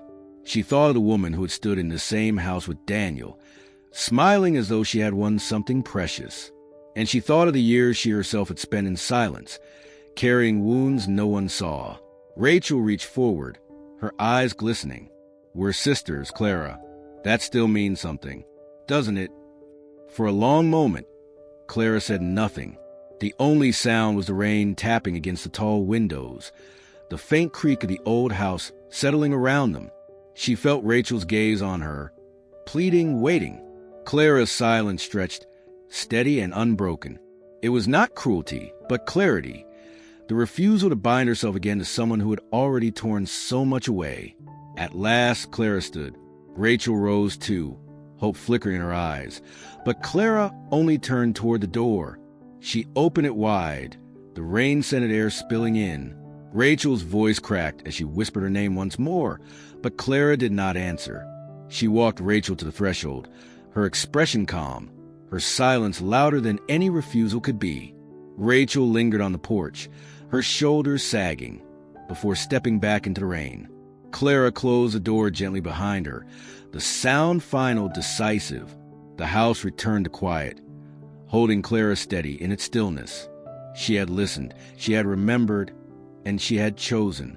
Some bonds, once broken, could not be mended, and some silences, once embraced, spoke louder than forgiveness ever could. Daniel's decline began slowly, almost invisibly, like cracks creeping across old plaster. At first, he tried to maintain the image he had so carefully cultivated. Expensive suits pressed to perfection, his car polished, his voice carrying the same booming confidence in meetings. But those meetings grew fewer, and when they did happen, the people across the table no longer leaned forward with interest. They leaned back, their eyes cautious, their answers short. Clara's inheritance had shifted more than money. It had shifted perception. And in business, perception was often the difference between opportunity and ruin. One by one, his partners pulled away. Some claimed other commitments. Others offered polite excuses about restructuring or shifting priorities. The truth was simpler. No one trusted a man whose fortune had collapsed in public. They had seen the court ruling, heard the stories in town, and knew better than to tether themselves to a sinking ship. Daniel's calls went unanswered. His letters returned with curt replies. The doors that once opened at his knock now stayed closed. At home, or what was left of it after leaving the estate, Daniel's frustrations grew into rages. The townhouse he and Rachel had retreated to was cramped, the wallpaper faded, the neighborhood one he once dismissed as beneath him. Bills arrived daily, stacking on the kitchen table until he could no longer ignore them. The debts from parties, the unpaid wages of servants, the legal fees from lawyers who now demanded payment rather than promises. They all pressed down with a weight he had never known. Rachel no longer looked at him with the admiration that had once fueled his pride. Their argument spilled late into the night, her voice sharp, his louder, until neighbors banged on the walls for quiet. She reminded him daily of what he had promised her, of the fortune he had sworn was theirs to keep. He had no answers for her now, only bitterness that she had begun to resemble the town in her judgment of him. He tried to gamble on small ventures, desperate to claw back some sense of control. He signed agreements with dubious partners, poured what little he had into ventures that failed before they began. Each failure chipped away at the arrogance he had once worn like armor. He told himself he would rise again, that men like him always did. But with every passing week, the mirror reflected someone less sure, less certain, more hollow. In the quiet hours of the night, when Rachel had retreated to her own silence and the townhouse was still, Daniel sat with a glass of liquor and stared at the floor. He thought of the estate, of the grand halls that no longer belonged to him, of Clara's calm face in the courtroom, of the gavel striking down the fortune he had assumed was untouchable. His pride turned over these images like stones, heavy and cold. He wondered when the turning point had truly come, when the woman he discarded became the one who undid him. By the time creditors began to threaten openly, Daniel no longer fought with the same fire. His arrogance had drained into something quieter, something more desperate. He avoided the gaze of old acquaintances on the street, his stride slower, his clothes less precise. The man who once filled rooms with his presence now passed through them like a shadow, carrying nothing but debts and the echo of a name that no longer commanded respect. Daniel Whitmore, once so certain of his untouchable place in the world, was left with little more than the ruins of his pride, the weight of his choices pressing down heavier than any fortune ever had. Clara never saw the inheritance as a weapon. The day the account shifted into her name, she resisted every urge to make grand gestures or public statements. She remembered Evelyn's advice, that real power was not in spectacle but in stewardship, and she carried that with her into each decision. Alone in the study of the reclaimed estate, she opened a ledger that had once revealed the hidden fortune, and she began making notes of her own. Line by line, she drafted plans that would not display triumph but create permanence. Her first steps were quiet. She met with local bankers in small conference rooms, speaking in measured tones, rather than chasing new ventures in distant cities. She looked at Stonebridge itself. The bakery beneath her former apartment became one of her earliest investments. She ensured the owner had enough to repair old ovens, expand the storefront, and hire extra staff. In time, the smell of bread reached further down the street, and people noticed the difference. Few realized Clara's hand was behind it, but that anonymity suited her. From there, she turned to other struggling shops, tailors, grocers, a bookseller on the edge of closing. Clara offered loans at low interest or grants disguised as community support. She did not attach her married name to these efforts. Instead, she signed everything with her maiden name, Clara Whitmore Barnes, reclaiming an identity that existed long before Daniel had tried to define her. To the townspeople, the sudden appearance of support from Barnes Trust seemed almost mysterious. Clara preferred it that way. She also began laying groundwork for something more lasting. She remembered her own years of study, the sacrifices her parents had made for her education, and the opportunities she had once dreamed of but set aside for marriage. With Evelyn's guidance, she established scholarships for students in Stonebridge and neighboring towns. The first announcements came in the form of simple letters delivered to the high school principal's office, funds for those with need, with no publicity required. Soon, names of students appeared on bulletin boards, chosen quietly for opportunities they never thought possible. Clara read those names in the local paper and allowed herself a rare smile, knowing that futures were shifting because of choices she had made. The town began to sense a change without tracing it directly back to her. Businesses revived, students spoke of scholarships, and the atmosphere carried a hum of resilience. When people speculated about who might be behind it, Clara never corrected them. Some thought it was an outside benefactor, others a long-forgotten trust. She walked among them with composure, greeting neighbors politely, never hinting that she was a source. In the evenings, she returned to the estate and moved through its halls with calm purpose. The house no longer felt like a monument to betrayal, but a place where decisions began, where plans were written by lamplight at the same desk Daniel had once ignored. She filled its silence not with parties but with intention. Revenge had never been her aim. Clara knew humiliation could not be erased by mirroring it. Instead, she shaped something steady and dignified, something that would outlast whispers and judgments. Her choices, made without fanfare, rebuilt the community that had once watched her fall. And though the town might never fully realize the hand guiding their renewal, Clara understood. That was enough. The idea began as a thought Clara carried in the quiet hours, sitting at her desk in the study while the house settled into night. She had reviewed the ledgers of investments, check balances, and outlined plans for scholarships, but still she felt there was something more to be done. Something that spoke not just to the town, but to the countless women whose stories mirrored her own. She remembered the way neighbors had looked at her after Daniel left, the way their whispers carried pity but never help, judgment but never support. She remembered the hollow weight of walking away from the estate with nothing but a suitcase and a folder of papers. That memory stayed sharp, and she resolved that no woman should have to feel the same isolation. With Evelyn's counsel, she began drafting the framework for a foundation. It would not bear Daniel's name, nor even her married one. Instead, she chose her maiden name again, Barnes, to mark her independence. The Clara Barnes Foundation for Women was conceived not as a charity of pity, but as a resource of empowerment. Its mission was simple yet profound: to provide financial and legal support for women betrayed, abandoned, or left to start over.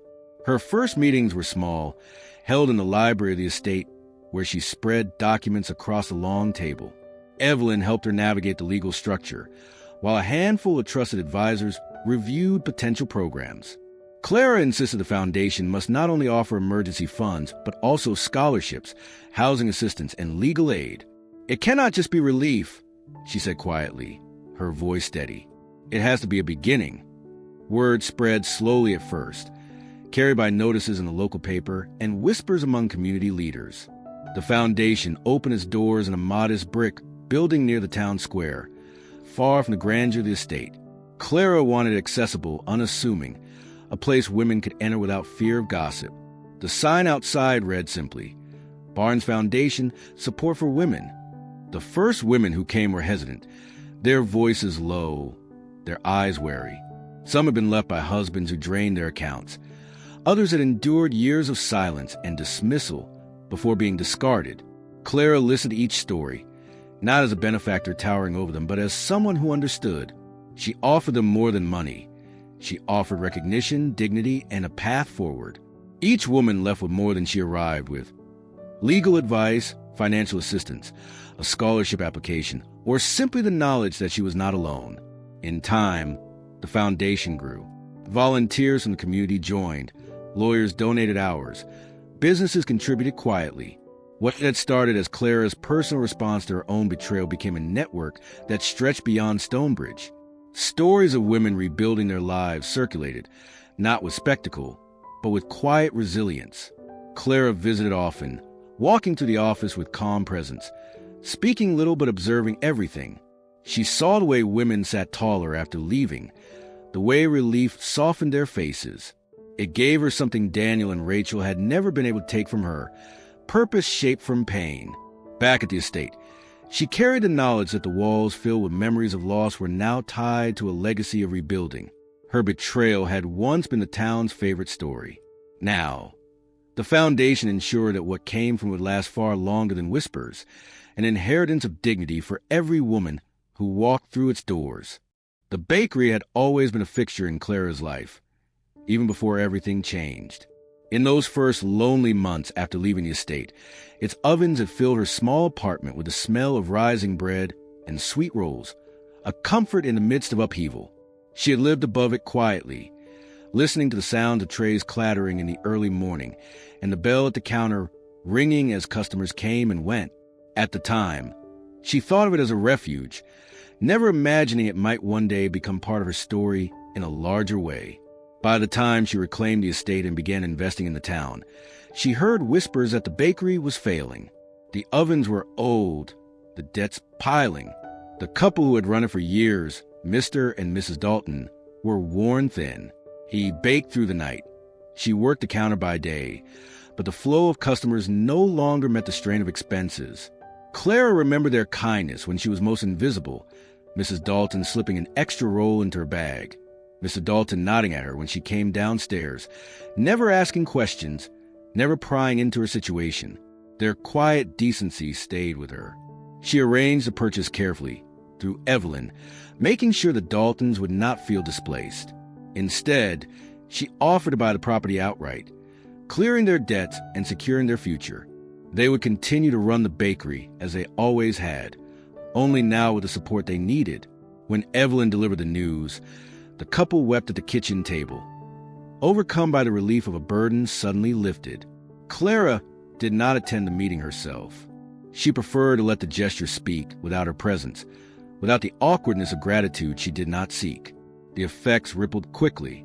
With new ovens installed and repairs made, the bakery's shelves filled again with loaves, pies, and pastries. Customers returned in greater numbers, drawn by the renewed warmth of the shop. Word spread that Clara had been behind the salvation of the business. Though she had not announced it, the town pieced the story together, just as they had with her scholarships, her foundation, and her quiet support of other ventures. For many, the bakery became the symbol of who Clara had become.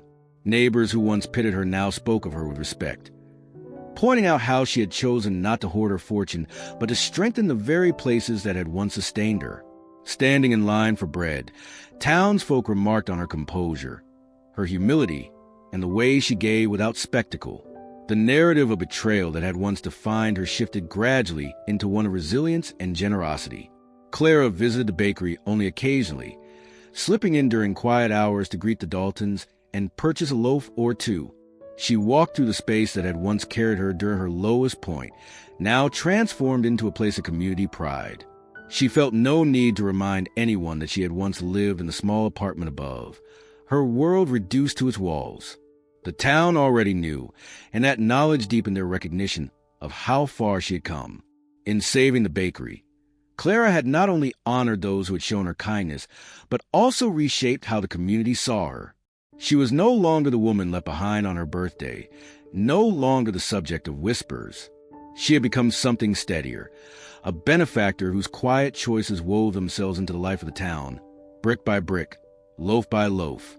And in that transformation, Stonebridge found a story not of humiliation, but of redemption shared. Rachel had never imagined the silence could feel so absolute.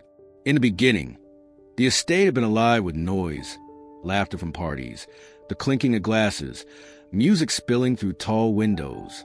She had basked in it, convinced that the glow around her was proof of her triumph. But now, months after the judgment, she sat in a narrow apartment on the edge of town, surrounded not by chandeliers and servants, but by the hum of a refrigerator and the occasional creak of pipes in the walls. The silence pressed against her until it felt like another set of walls closing in. Daniel was gone more often than not. Their arguments had grown so relentless that eventually he stopped coming home some nights at all. When he did return, it was with the weariness of a man who had nothing left to fight for, his voice sharp only when she demanded explanations he couldn't give. Their bond, once fueled by the thrill of conquest, had burned itself down to ash. Rachel began to realize that in clinging to him, she had tethered herself to someone sinking, and there was no strength in him left to hold her above the water. The friends who once flocked to her parties vanished as quickly as they had appeared. No one invited her out for lunches anymore. No one lingered at her door with gossip or admiration. Their loyalty had never been to her, but to the wealth and spectacle she represented. Without the house, the cars, and the illusion of permanence, she was just Rachel again, the younger sister who betrayed her family, the woman who had stolen what was not hers to keep. In the shops, people avoided her eyes. At church, pews shifted subtly to leave space between her and others. She felt the withdrawal in every small gesture, the unspoken reminder that she was alone. The wealth that had promised her freedom was gone. Bills piled quickly, creditors no longer patient. She sold pieces of jewelry, gowns once worn with pride, even furniture that had followed her from the estate. Each sale felt like peeling away the layers of the life she had constructed, leaving her smaller, barer, more exposed. The more she tried to cling to the remnants, the more they slipped through her hands. At night, lying awake in a room too quiet, she thought often of Clara. The image that haunted her most was not Clara's triumph in court or her return to the estate, but the silence she had held when Rachel had begged for help. Clara had listened without anger, without raised voice, and then simply walked away. That silence was sharper than rejection, a reminder that forgiveness would never come, that the bond of sisterhood had been severed beyond repair. Rachel's attempts to rise had always been built on someone else's fall. She had believed Daniel's fortune would secure her place, that Clara's humiliation would elevate her. But now she understood what she had refused to see. Nothing lasting could be built on betrayal. She was left with nothing, Not the husband she thought would save her. Not the friends who had admired her shine. Not the wealth she had clung to. All of it had evaporated, leaving her in a room filled only with shadows of choices she could never take back. The town moved on without her. Clara's name was spoken with respect, Daniel's with pity, but Rachel's was rarely mentioned at all. To be forgotten, she realized, was worse than to be hated. And as she sat by the window of her small apartment, watching rain streak the glass, Rachel felt the full weight of what her ambition had cost her. Not just fortune or status, but any place in the story that would outlast her. Daniel came to the estate on an evening when the sky hung heavy with the promise of rain. The gravel on the long drive crunched beneath his tires, but the sound was muted, as if even the stones had grown tired of his weight. Clara, looking out from a second-floor window, recognized his car before she recognized a man who emerged from it. His shoulders sagged, his gait unsteady, his once proud frame wrapped in a suit that no longer fit quite right. The arrogance that had carried him for so long was gone, replaced by something rawer, bitterness sharpened by defeat. He did not wait for the butler, though one had been reinstated. He pushed open the heavy doors and strode into the foyer with a force that was more memory than strength. Clara descended the staircase slowly, her steps measured, her face composed. She carried no folder of documents this time, no shield of law between them. She carried only herself, steady and unflinching. Enjoying it? Daniel's voice was rough, like gravel dragged across stone. He gestured broadly at the chandeliers, the marble floors, the portraits that lined the walls. The house, the fortune, the respect of the town, it's all yours now. You've taken everything. Clara met his eyes without flinching. "No, Daniel," she said quietly. "I didn't take anything. You gave away." Her calmness cut deeper than anger ever could.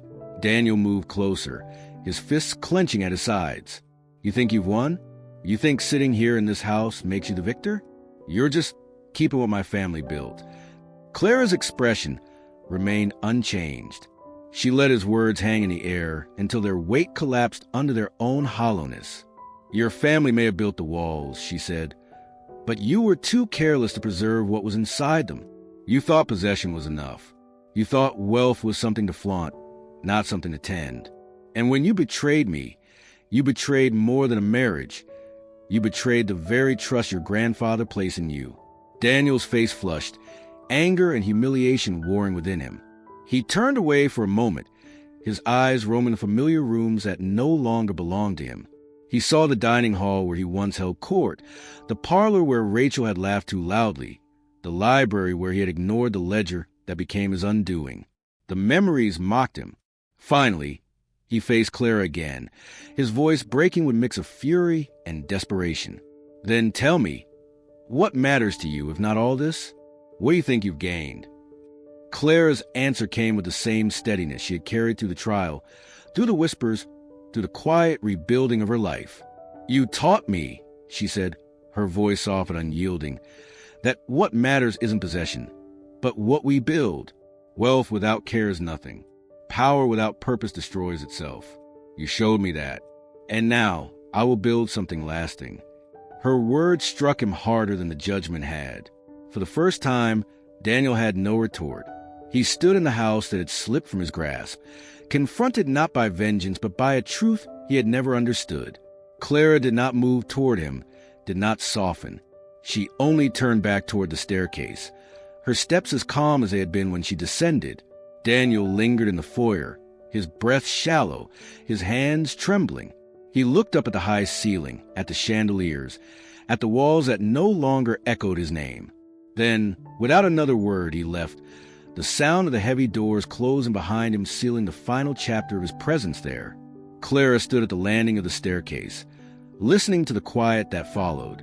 For her, there was no triumph in the confrontation, only confirmation. Daniel had come seeking to reclaim something, but he had left with the same emptiness he carried in. What remained was hers, not the house itself, but the purpose she had chosen to fill it with. The changes in Stonebridge did not arrive with fanfare or sudden announcements. They came gradually, almost quietly, until one day the town realized it no longer looked or felt the same. At the center of this transformation was Clara's foundation, though she never placed herself in the foreground. The Barnes Foundation's name appeared on modest plaques, its contributions acknowledged in local articles.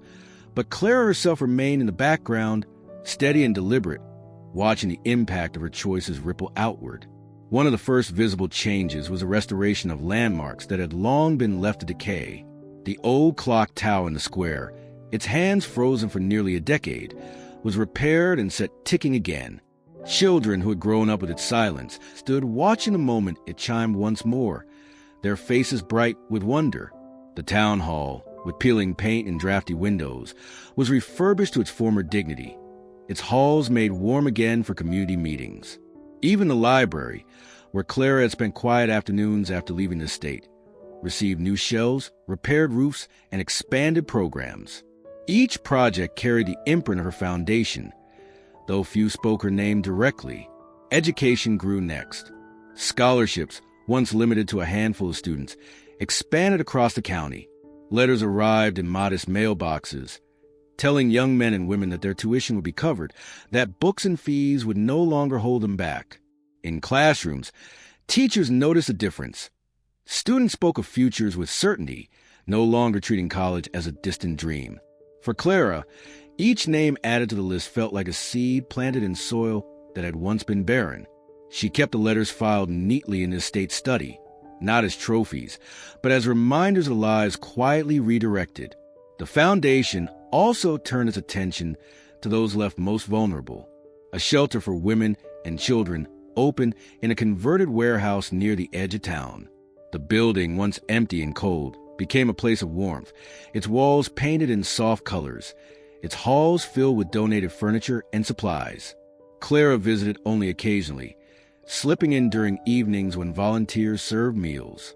She listened more than she spoke, her presence calm, her support steady. Those who found refuge there often did not know her story, but they knew the foundation's hand was there, and that was enough. The town itself began to reflect these changes. Shops that once struggled now thrived, their windows bright and stocked. The bakery Clara had saved became a symbol of resilience, its line of customers stretching down the block on weekends. Families gathered in the renovated park, its benches freshly painted, its paths lit by lamps paid for quietly by the foundation. Stonebridge felt less like a place weighed down by decline, and more like a community rising into something new. Neighbors noticed the difference in Clara as well. Though she remained reserved, her presence carried a weight of respect. People no longer whispered of her betrayal. They spoke of her choices, her composure, the way she had turned pain into renewal.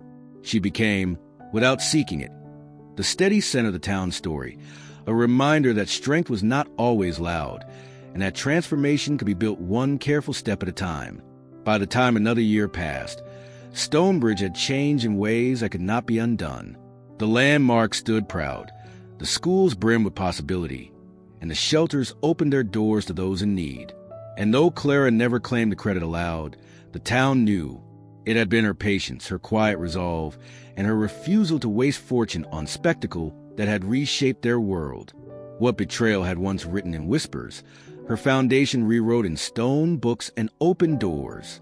Rachel's life had narrowed to routines she once thought belonged to other people. She rose early to take the bus into town, her uniform pressed but plain, the badge on her blouse identifying her as a receptionist for a small insurance office. The work was steady but uninspired, answering phones, filing papers, directing clients to cubicles. No one there cared that she had once lived in a Georgian estate.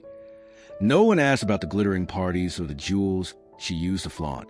They knew her only as Rachel, polite but withdrawn, a woman who kept her eyes lowered and her conversation short. In quiet moments, when the phones were silent and the office clock ticked too loudly, Rachel thought of Clara. News of her sister's foundation filled the town paper almost weekly. Scholarships awarded, shelters opened, landmarks restored. The articles carried photographs of buildings and events, never Clara herself. Yet Rachel could feel her presence in every word. It was impossible to escape. The same community that had once whispered about Clara's humiliation now spoke with reverence of her composure, her choices, the transformation she had brought. Rachel felt those words like salt on an old wound, a reminder that in trying to rise at her sister's expense, She had destroyed herself instead. At night, in her small apartment, she began to write. The first letter came haltingly, her handwriting uneven, her sentences broken.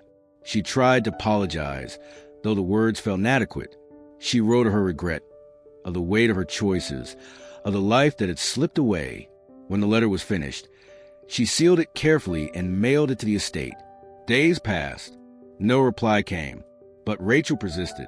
Week after week, she sat at her table with pen and paper, pouring out words she had never spoken aloud. She wrote of memories from childhood, of secrets shared in the dark, of the bond they once had before betrayal fractured it. She wrote of Daniel's decline, of her own loneliness, of the humiliation she endured daily. Some letters were long, filled with pages of confession. Others were short, carrying nothing more than a plea for forgiveness. She imagined Clara reading them by lamplight, perhaps setting them aside without anger, perhaps considering a reply. Yet none ever came. The silence stretched on, and Rachel realized it was not neglect but choice. Clara had listened once before, when Rachel had come to the estate in desperation. She had listened and then walked away. The unanswered letters were a continuation of that silence, firm and unyielding. Still, Rachel could not stop herself. The act of writing became a kind of penance, each letter a confession she knew might never be received. She stacked copies of them in a drawer, the pile growing thicker with time. On Sundays, when she passed the estate on the bus, she caught glimpses of its tall windows and manicured grounds. She imagined Clara inside, steady and composed, living a life of purpose Rachel could never touch again. The regret never left her. It lingered in every envelope she sealed, in every glance toward the house she once believed she had claimed. Clara had built something enduring from betrayal, while Rachel was left with words that would never be answered, a reminder that some silences last longer than any plea. The calendar circled back to the day that once marked Clara's undoing. For years, her birthday had carried the shadow of that evening, when Daniel shattered her trust and Rachel sealed the wound. She had not celebrated afterward, treating the date with quiet acknowledgement at most, a simple meal or a walk to the grounds of the estate. Yet as time passed and her work deepened, people around her began to notice. They whispered about how much she had done for others, how her strength had remade the town. And when her next birthday approached, they conspired to change what the day meant. It began with a gathering in the town square, organized not by Clara, but by those whose lives she had touched. Children who had once been shy recipients of scholarships now stood tall in their university jackets, carrying certificates and stories of classrooms far beyond Stonebridge. Families who had moved into homes paid for by the foundation arrived with flowers and homemade cakes. Shopkeepers whose businesses had survived because of her investments brought baskets filled with bread, fruit, and books. They did not ask permission. They simply arrived, drawn together by a shared need to give back. Clara stepped into the square quietly, having been told only that she was needed for a meeting. What she found instead was a crowd waiting, faces she recognized and many she did not, all turning toward her with warmth. A banner hung between two lampposts, hand-painted in careful strokes. "Happy birthday, Clara." The word startled her. For a moment, she stood still, the memory of her 40th birthday pressing against her chest like a bruise. But then she saw the children at the front, holding up letters of thanks, and the families waving to her with open smiles. The weight of the old memory began to shift. One of the students stepped forward, a young woman whose scholarship had taken her to medical school. She carried a microphone with unsteady hands, but spoke clearly. "You may not know all of us," she said, her voice carrying across the square. "But we know you. We are here because of your choices. You turned what could have been bitterness into opportunity. You gave us futures when no one else could. And today, we want to give you back something small, our gratitude." The crowd erupted in applause, not loud or chaotic, but steady and heartfelt. Clara felt her throat tighten. She had built her life on quietness, on letting actions speak instead of words. Yet standing there, surrounded by those whose lives bore the imprint of her decisions, she allowed herself to accept their voices, their acknowledgement. Tables had been set up with food from local shops, lanterns strung overhead as dusk fell. The air smelled of bread, roasted meats, and fresh fruit. Clara moved among the people slowly, shaking hands, listening to stories, receiving embraces she never asked for but did not refuse. Each encounter carried a piece of the transformation. Children now grown, parents relieved of burdens, shopkeepers proud of their survival. When the cake was brought forward, Clara hesitated. Birthdays had once been a reminder of loss, a betrayal carved into memory. But now the candles flickered not as mockery, but as hope, lit by those who had gathered not out of obligation, but out of gratitude. She closed her eyes, not to wish for herself, but to steady the weight of what the day had become. As the night deepened, lanterns glowed and laughter drifted into the air. Clara sat at the edge of the square, watching the people she had helped carry forward their own lives, knowing that this was what had been built from the ashes of her past. The day once marked by pain had been remade, not by her planning, but by the gratitude of others. It was no longer the birthday that broke her. It had become a birthday that bound her to a community healed by her quiet strength. The estate study had become a place of planning. Its wide desk, once used for Daniel's correspondence, now covered with ledgers, folders, and carefully stacked papers that spoke not of debts or indulgence, but of futures. Clara sat at the head of the table, while Evelyn arranged the final set of documents between them. The air was calm, filled with the faint smell of polished wood, and the steady ticking of the grandfather clock in the corner. Outside, autumn leaves drifted across the lawns. But within the room, the atmosphere was one of permanence. Evelyn adjusted her glasses and looked across at her friend. "We've reached the last step," she said, her voice quiet but firm. "These papers will ensure that everything you built, every investment, every property, every fund, remains tied to the foundation long after you're gone. No one can undo it, not heirs, not courts, not even shifting markets." Clara studied the pages before her. They were dense with clauses, filled with the careful language of law. Yet what they represented was simple. Her wealth, once a weapon wielded by others, would become a resource protected from vanity, greed, or betrayal. It would outlast her, continuing to support the scholarships, shelters, and businesses that had grown under her hand. She picked up her pen and let it rest against the first line, her mind turning briefly to the path that had brought her here. The betrayal, the humiliation, the months in the apartment above the bakery. All of it had led to this moment of certainty. As she signed her name, Evelyn watched with quiet pride.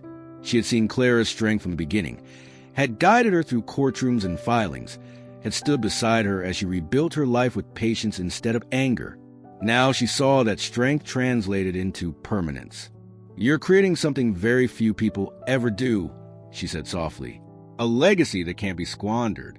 You'll never be remembered for what was taken from you, Clara, but for what you gave." Clara paused, her pen resting mid-signature. "That's all I ever wanted," she replied. "Not revenge, not triumph, just something that would last.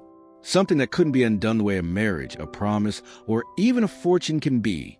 They worked steadily through the evening, signing and sealing each document, placing them into folders embossed with the foundation's name. Evelyn explained each detail, how the endowment would operate, how trustees would be chosen, how the funds would be safeguarded. Clara listened carefully, asking questions not out of doubt, but out of desire to understand every measure that ensured continuity. When the final paper was set aside, the weight of years seemed to lift from the room. Clara rose and walked to the window, gazing out at the grounds. The lights in the town glowed faintly in the distance, a reminder of the community her choices had already touched. She imagined those lights shining years from now, long after her own presence had faded, and felt a quiet satisfaction.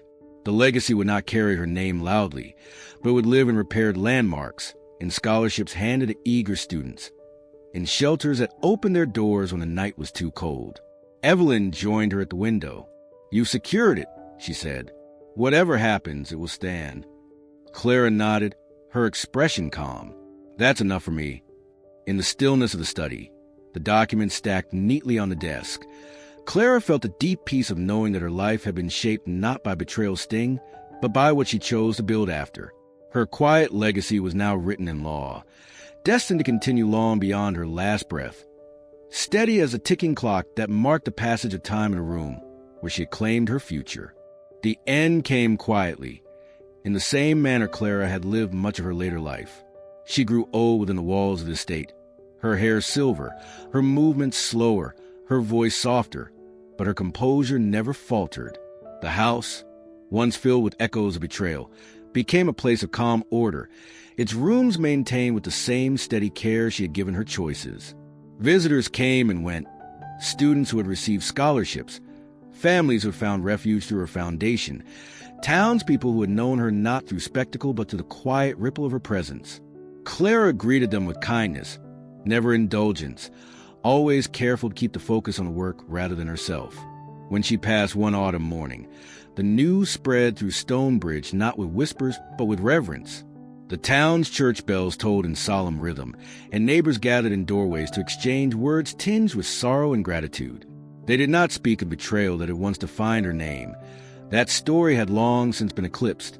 They spoke instead of what she had left behind, the scholarships that had lifted generations of students, the shelters that had saved women and children, the businesses that had survived because of her steady hand. Her funeral filled the church to its rafters. Old men and women sat alongside young faces fresh with possibility, all carrying some thread of her legacy. The bakery owners whose shop she had saved brought loaves, still warm from their ovens. A row of graduates in caps and gowns, some flown back from distant universities, carried bouquets of flowers. Mothers held the hands of children who would never know Clara personally, but whose lives had been shaped by her foundation's work. Evelyn, older now and walking with a cane, sat near the front with papers folded in her lap, a reminder that she had helped Clara write her future into permanence. There were no grand speeches, only simple recollections offered by those who rose to speak. A young doctor spoke of how a scholarship had carried her to medical school. A shopkeeper described how a small loan had saved his family's business. A mother, her voice trembling, told of the night she found safety in the shelter when she had nowhere else to go. Each story was different, but together they formed a picture of Clara that transcended the woman abandoned decades earlier. She had transformed what was meant to break her into something that rebuilt others. After the service, the procession moved through town, past landmarks her foundation had restored. The clock tower, the library, the park. People lined the streets, heads bowed, hands folded. Some whispered her name. Others simply watched in silence. The estate gate stood open as a hearse returned her home for the last time, the house no longer a symbol of betrayal but of endurance. In the years that followed, Clara's legacy did not fade. The Barnes Foundation continued its work, expanding beyond Stonebridge into neighboring towns. Her name appeared on documents, on small plaques, but never in bold letters meant to boast. Instead, her presence lived on in the rhythm of daily life, in books opened by students, in meals served to hungry, in lights burning in shelters on winter nights. Clara Whitmore was not remembered as the woman left behind on her birthday. She was remembered as a woman who had taken betrayal and shaped it into hope, who had turned silence into strength, and who had left behind not a story of humiliation, but a legacy that endured long after her final breath.